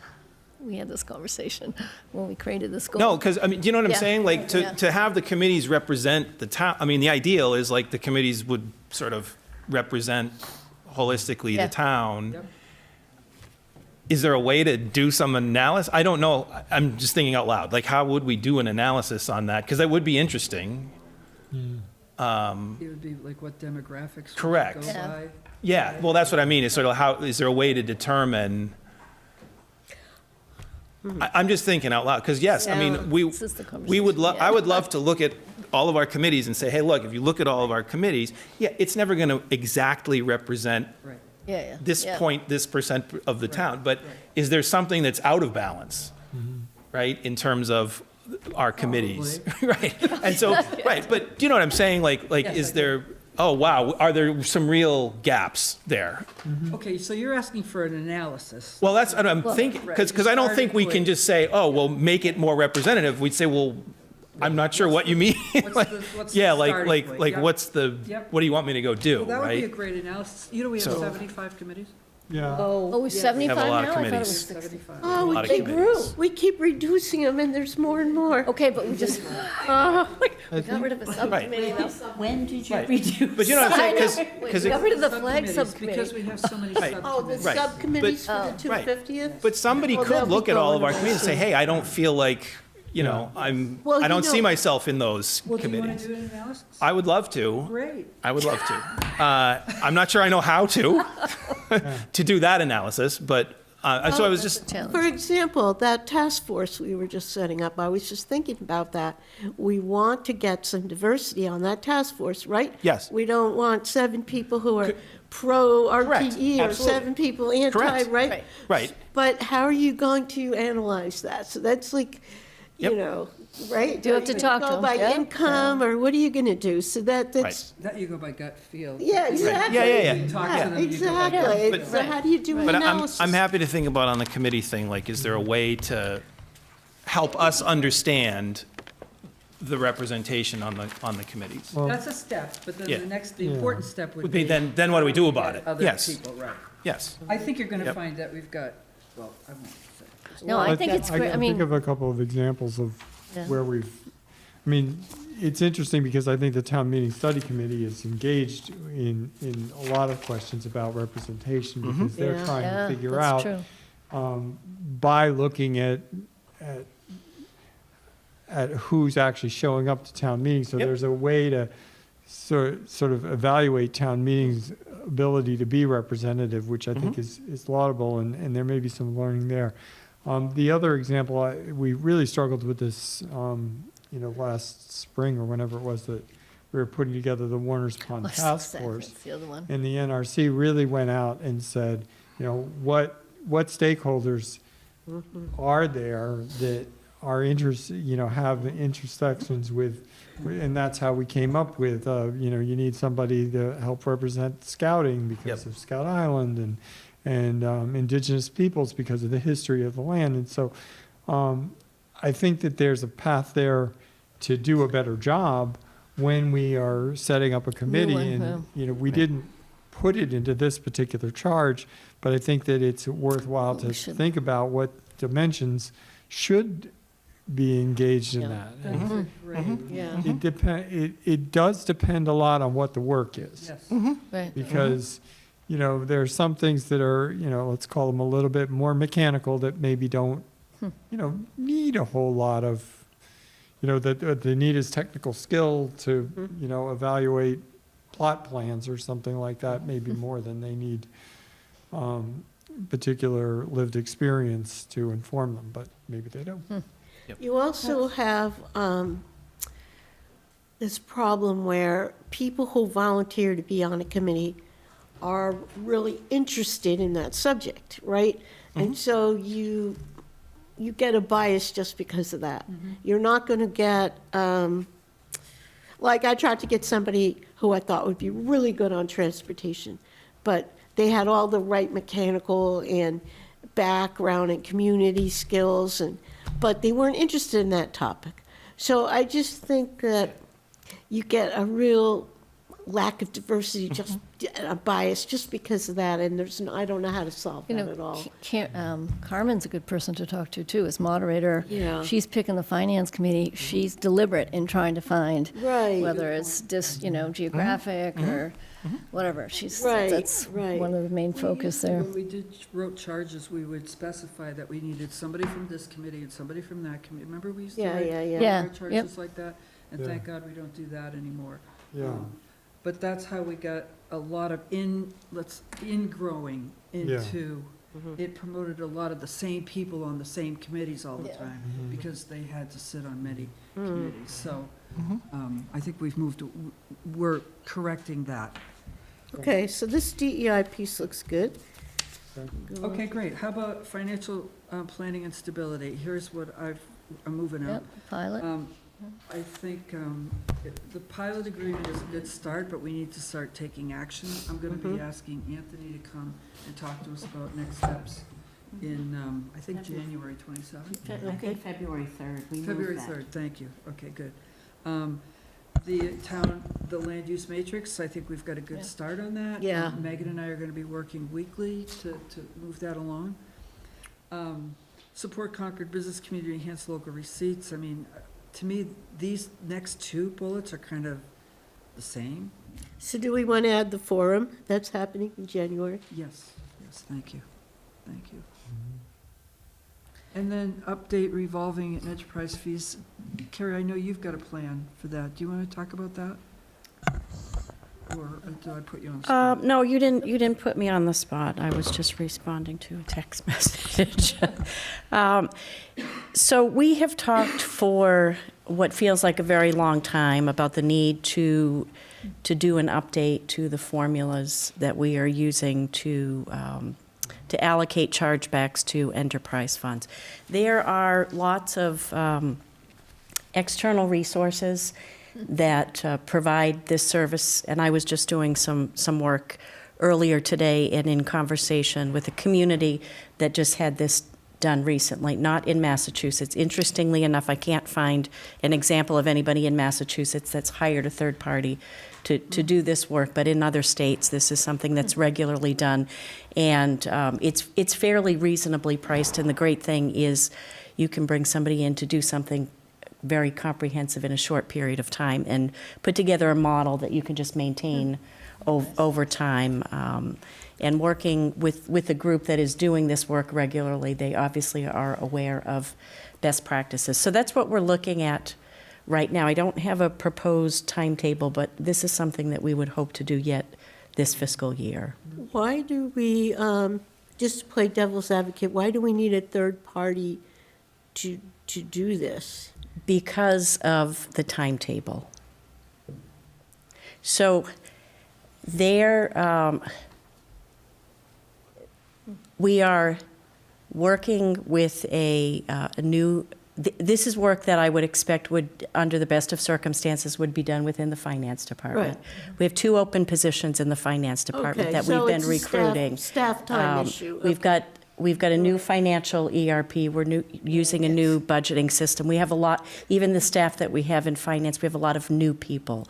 So I Okay. think in an effort to move this faster, because this seems to be a priority, it makes sense to have this done with an external source. Or I suppose the alternative would be to wait until it's staffed up and then do it. Uh-huh. But I'd prefer to get it done Yeah. sooner. As long as it's Yeah. not as too long much as of we, a drain as long on as we staff to recognize do what it. we're asking for, I'm Yeah. not saying that, but Yeah. that's the other alternative is don't overload an overloaded staff. Right. Okay. The last bullet here, the endorse and update financial stability goals. I think this is something that we will be talking about more in depth when we talk about the town's budget on February 3rd. As you read in my liaison report, the FinCom is very interested in efficiencies and cost savings. And I think the guideline that we were given buys us some time, but I think they're going to be focused on that in the coming fiscal year. So looking at progress we're making will be something we'll highlight on February 3rd. Okay. Okay? Also, we have made some progress in the capital planning by having those joint meetings. But this Where one are up you? above. I'm in the financial planning, and I don't know where it goes, maybe in update financial stability goals, maybe that's where it would I go. think I I did it up put above in the I very did first it on the goal effective with and effective. transparent Yep, governance. you did. I It's see. It's there. represented. We got- Okay. Don't worry, I got it. Okay, Okay. okay. Anything else that people think that we've accomplished that I missed or that we should be doing under financial planning and stability? No, we're doing a lot. I mean, in I the think- work of tourism and program support, we've been doing a lot. I don't know how to articulate it. I mean, your team's been doing a lot. Mimi and her efforts. She's Well, been I doing a mean, lot. Mary, you mentioned the vitality and the Right. hearing there. Yep, I mean, it's just another thing right, that we are doing in support of it, right. so. Yeah, I It's think, not a new goal, I'm just saying that it's another piece. yeah, I think we need to understand what the town wants in this area. So that will, hopefully, will get a little clearer when we have the form. So We ready to go back to section 3? we are. Okay. So the first one, the zone, okay, this parking, this was way too ambitious. To review parking requirements. It's a complex topic. The planning board had a lot on their plate this year, so it's been whittled down to some things that I think will be effective, but marginal. And the two are the articles that the Economic Vitality Committee is proposing that I wrote about in my liaison report, and I think we're gonna have to. And I don't know that you should say other things are not being done. There's a planning board meeting tomorrow where there's some joint parking requirements being proposed and some changes to residential. So, I mean, this isn't over, but there's more. Okay, good. So it ain't over. I mean, so Oh, good. it's Okay, I active. didn't know that. Yep. Okay, great, that's good news. The Warner's Pond Roadmap, Yeah. where are we with that, Mark? I think we're, Well, the Warner's Pond Task Force is working quite hard on bringing forward their, 3 alternatives to the town, and then engaging in a process to whittle that down to one recommendation for the NRC to consider. And so, we know that was a big task. I think that it's complicated, and it's being done with professional facilitation, and it's not, there's some strongly held views going into that. So I think that it's a success story from that perspective. I would, if I had to say, well, in this evaluation period, meaning through the end of this fiscal year, are we going to have a roadmap? I'd say that there's going to be a recommended roadmap by the end of this process. Excellent. Yeah. great, okay, good, thank you. End of year. Okay, review the West Concord, and Wendy, you wrote this up, I think this is great. This is good, I think. Yeah, I mean, it's not creating a new master plan by any means, but it's updating what the document that we have exists and making recommendations, and then sharing it with the MCI task force, Mark, that seems to be their driving force. They want to get the feedback back to MCI. I think that's great. I mean, the MCI planning process, if thinking forward to what next year's goals look like, that's going to be, a heavy focus of next year, because we'll have the consultant on board. Yep, you're right. Make the goals easier, won't it? Mhm. Just one page. Yeah, Um, 3 letters. Okay, the next is the town infrastructure. The cell phone service, I'll have to say that that's really been taken over by the town manager's office. But do you want to give us an update, Megan, just to inform us, really, since you've been doing all the work? Sure. So we did issue an RFP, as you know, for the umbrella. It did not result in a contract, but we did learn some things about that through that process, and have since, built a pretty positive, or continued a positive relationship with the umbrella and their new executive director. We meet regularly and discuss a number of things, including cell service. And so the next effort here is an RFP for the landfill site that overwhelmingly was supported at last year's town meeting to issue an RFP within 6 months, which we did. And that is still out. Questions were answered last month that were provided. So there was a little bit of an adjustment to the timeline to make sure we had our consultant assist us with technical questions. And we are expecting proposals in at the end of next week, and we'll have an update for the board on what we find out. Fingers crossed. Is there anything that we can do to help? No, I mean, in terms of like, and I'm just thinking, right? So I don't know, right? But if I go back to like the umbrella and sort of the response. I mean, is there some way we can indicate like, hey, to the suppliers, like, here's what we are, how do we get this done? Is there like options for the location that they're also considering that's holding them up? Because I just want to be helpful. If there's a way that we can, I have to just say, I mean, it's probably the thing I hear about the most from people. It's just unsolicited. What are we doing about cell phone service? So I'm just looking for, Yeah. like, if there's a put me in coach kind of like, if there's something we can do to help, I would love to. Thank you. I think like a lot of things that there's a number of circumstances and reasons where we are today with this topic, and so trying to figure out how to move forward is obviously a main priority of the board, and trickles down to myself and to my goals for this year. And so I think that it might be worth a conversation at a future meeting, or to talk about this a little bit further, and think about how we can have a more holistic approach to this. I don't know if kind of the focusing on, I think maybe working with the carriers and consultants to have more than one site to think about for possibilities might be an approach. Kind of asking the carriers if they could make it work in this one specific spot has been a challenge, right? So I think we might need to be a little more open-minded as a community about where we can tolerate infrastructure to get the result that we want. And so I'm interested in kind of working with you all on a strategy to bring that forward. So my suggestion would be that as we're doing the land use matrix, one of the dimensions that we overlay that with is, are any of these parcels or potentially available parcels, do they have any portion of them at all that might be attractive for development for wireless facilities? Right.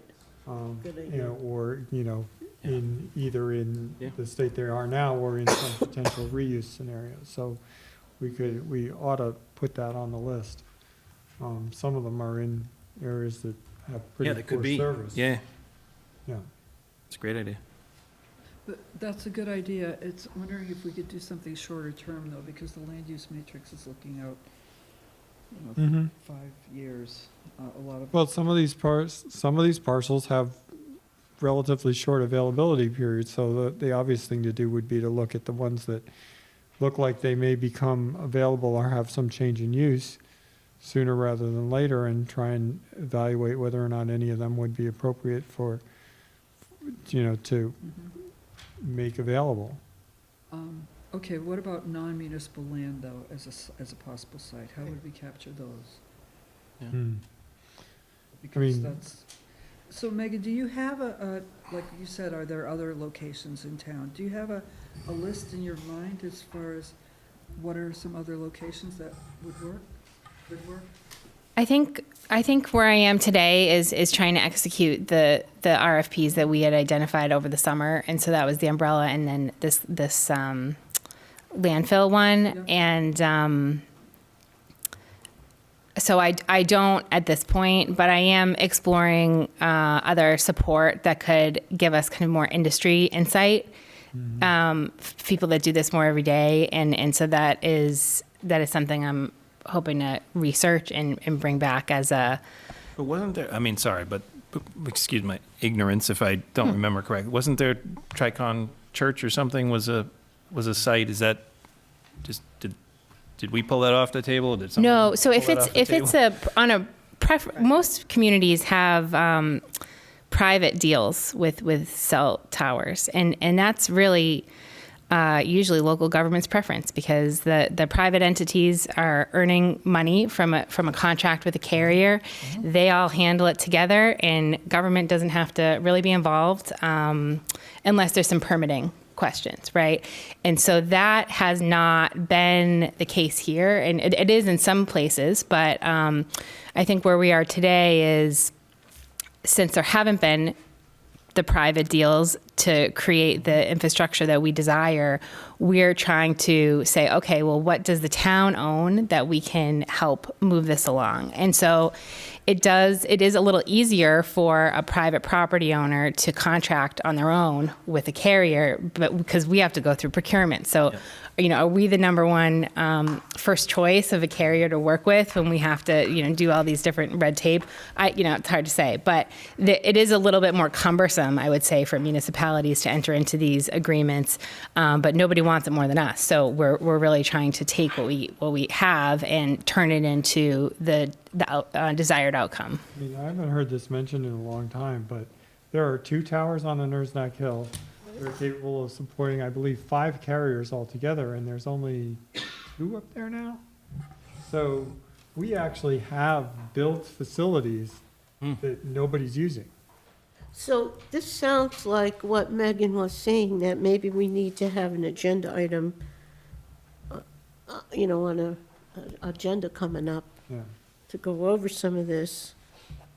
I was just going to ask again, what did you say was the status of the umbrella?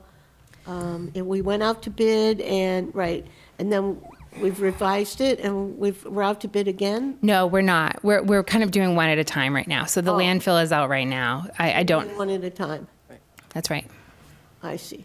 I think it would make sense to have a conversation about what the next step is for the center, though, before we reissue something at the umbrella.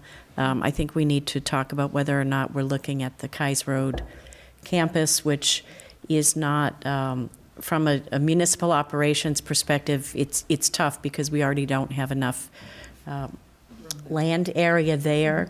But if we are considering moving, it might make sense to opt to advance a cell project at that site where we have more site control than we do at Emerson Umbrella. We also have, probably as many issues and concerns over there, but they feel like they might be more within our control than at the Emerson Umbrella. Okay, so this definitely sounds like a future agenda item, Yeah, okay. it's still a challenge. Yep. We probably should also, if we're going to have the conversation, talk about whether or not we push for a zoning bylaw change that would be more, Yeah. Yes. I mean, I'm just in the, put anything on the table that, hey, here are the options that could accelerate. Yes, that's a great I idea. I am supportive of Megan's idea about bringing in some industry expertise, because as we know, this industry is a moving target. The number of, direct-to-cell providers that are going into, for example, low Earth orbit at the moment is multiplying almost on a daily basis, the providers. And so I'm wondering to what extent we may be looking for last century solutions when, it may be that there's not these kinds of investments being even made in towers anymore. And so we may be shopping for, or trying to shop for something that isn't there. And I think that a current industry consultant might be, certainly more up to date than I am on that. Yeah, that's an idea. I can't count the number of meetings I've been at that get derailed by cell. Yeah, I understand, but again, It's such a hard thing. Yeah. Okay, let's keep Okay. moving. I'm looking next at road maintenance, and what I wrote is that this is really our support for some of the things in the capital improvement plan. And I have X's here because I've neglected to go back and look at how much we have in the capital improvement plan. But whatever we have, we'll talk about that when we talk about, well, we already have talked about it, and we support, I hope we support that. Yep. And then ensure progress on major projects. I think we're, again, I think we're moving on that unless somebody has something else they want to say, and review the climate action plan. What's happened, I don't know what's happening there. So first of all, there's going to be funding there's proposed funding in the capital plan to formally update that plan. But in the interim, the Climate Action Committee is going through, they're sort of dedicating a meeting to each of the primary areas. So they're looking at energy, or they're sort of informally documenting now each of the segments of the plan. So they actually, in the last meeting, just came up with a new Excel spreadsheet for sort of documenting what's there and what's our evaluation and what recommendations are for the future. And part of that is in preparation for anticipating a full rebuild of the plan. So they're sort of doing the groundwork around what progress has been made to date and documenting it. Okay. Anything else, anything people want to add to the town infrastructure? Are we okay with No, that? it looks Okay, good. great. How about land use opportunities? This is where I think we're in really good shape. Yeah, I think so too. I'll just update the one that lists question marks around Yes. the Mass DOT. Please. Is that the land use, I mean, the Municipal and Legal and Government Affairs Subcommittee of the MCI Advisory Board Yep. has sent a letter to Mass DOT and to the Secretary of Transportation, and we have heard that we can anticipate getting a response, which very, very soon, which should indicate a willingness of Mass DOT to sit down with us and begin to bring some focus to the constellation of issues, the Rotary, the MCI Concord property. So And the corridor? Are you gonna yeah, talk and the about whole corridor, yeah. Okay. So we think that they're cracking open the door, and we're expecting to be able to talk with them. So that's the progress that's made. We understand it's very important. So that's probably the main update to that section that I can talk to. Great. Anything else in here that we're missing or that I'm not aware of? Again, I think we're in good shape there. Yeah. Mhm. Yeah, And I then- really like the land use matrix. Yeah. I think that's really key. Good.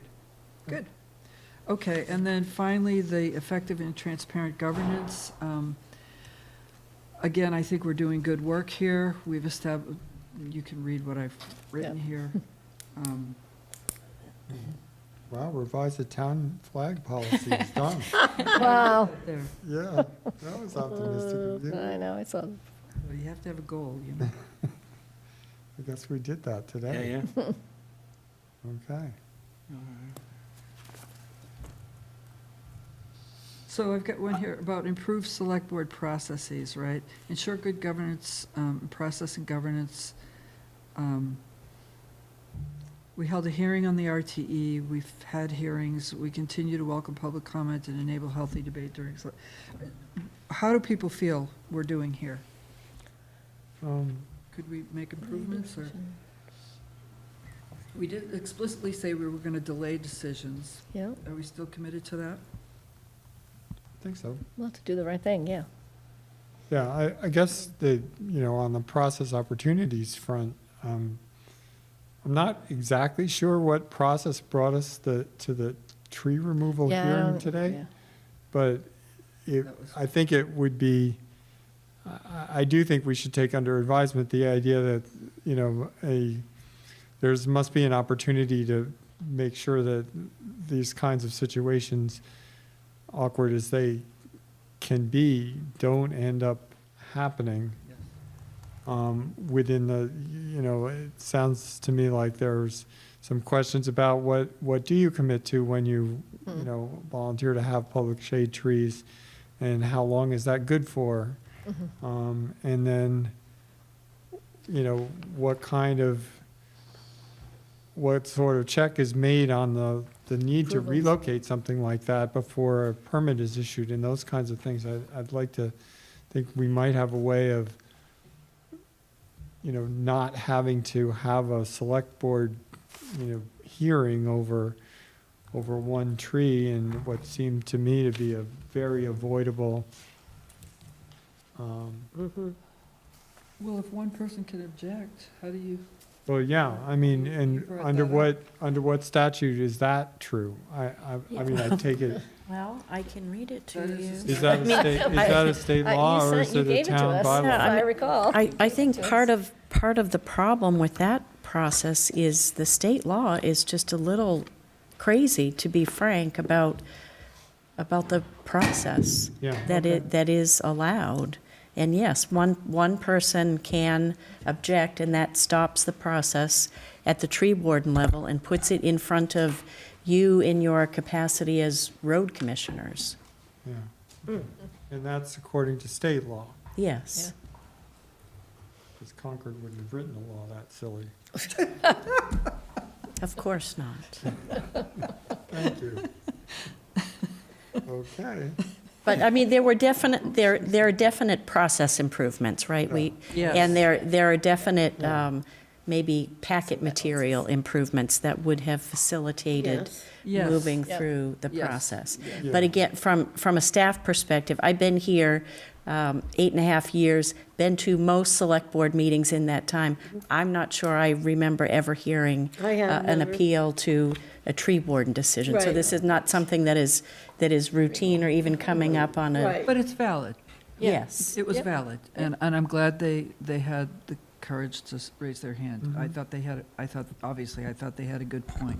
Right. So yes, I think there's some process improvements that need to be made, communicating with us and the owners. Yeah. Yeah, I'm just wondering, to some extent, maybe if we're thinking about process and select board process, but if we know that this can happen, it can and may happen again, maybe we need to think Yeah, that's a about good how point. we could be a little bit, because this one has been banging going on for around a in the while. background for Yeah. some months as well. And, okay. That's the only one that came to mind, just because it was today. And the dog here. never mind. Well, I was dog, going yeah. to ask So, about that. Mary, but- the only thing, which is again, not a criticism of our goals or Yeah, go anything ahead. you've put down, but it feels like it came back around the publications. Sorry, public, Oh, yeah. The public, publishing, publishing communication. comments. Sorry, I'm not saying Yeah. that. Correspondence Yeah, policy. correspondence, yeah. Oh, We yeah. we did it, and then we said, okay, wait, now we got to pull it off, Yeah. and so it's another thing that we have to make sure we Follow up on. Close yeah. get back. Yeah, exactly. You're right, That's all. it's In on terms the of agenda, yeah. and I've consulted with Mina. Yep. And actually, Mina's going to be here for something else, I forget, so I thought we'd do it Executive that night, session. so he You can know, answer any third- questions. And actually, with the flag policy, do we need to take a vote to release that moratorium? Are we ready to go now? Well, I think once, I mean, I think Well, the policy was I I think think you approved approved the policy, so. Yeah, I Right, thought so we does said that we would mean have a that auto- moratorium until we. Until the policy was approved. All right, all right, Yeah, I think great, so, great. yeah. Yeah. Yeah. Somebody can check us, and if we don't, we can put it on the consent calendar.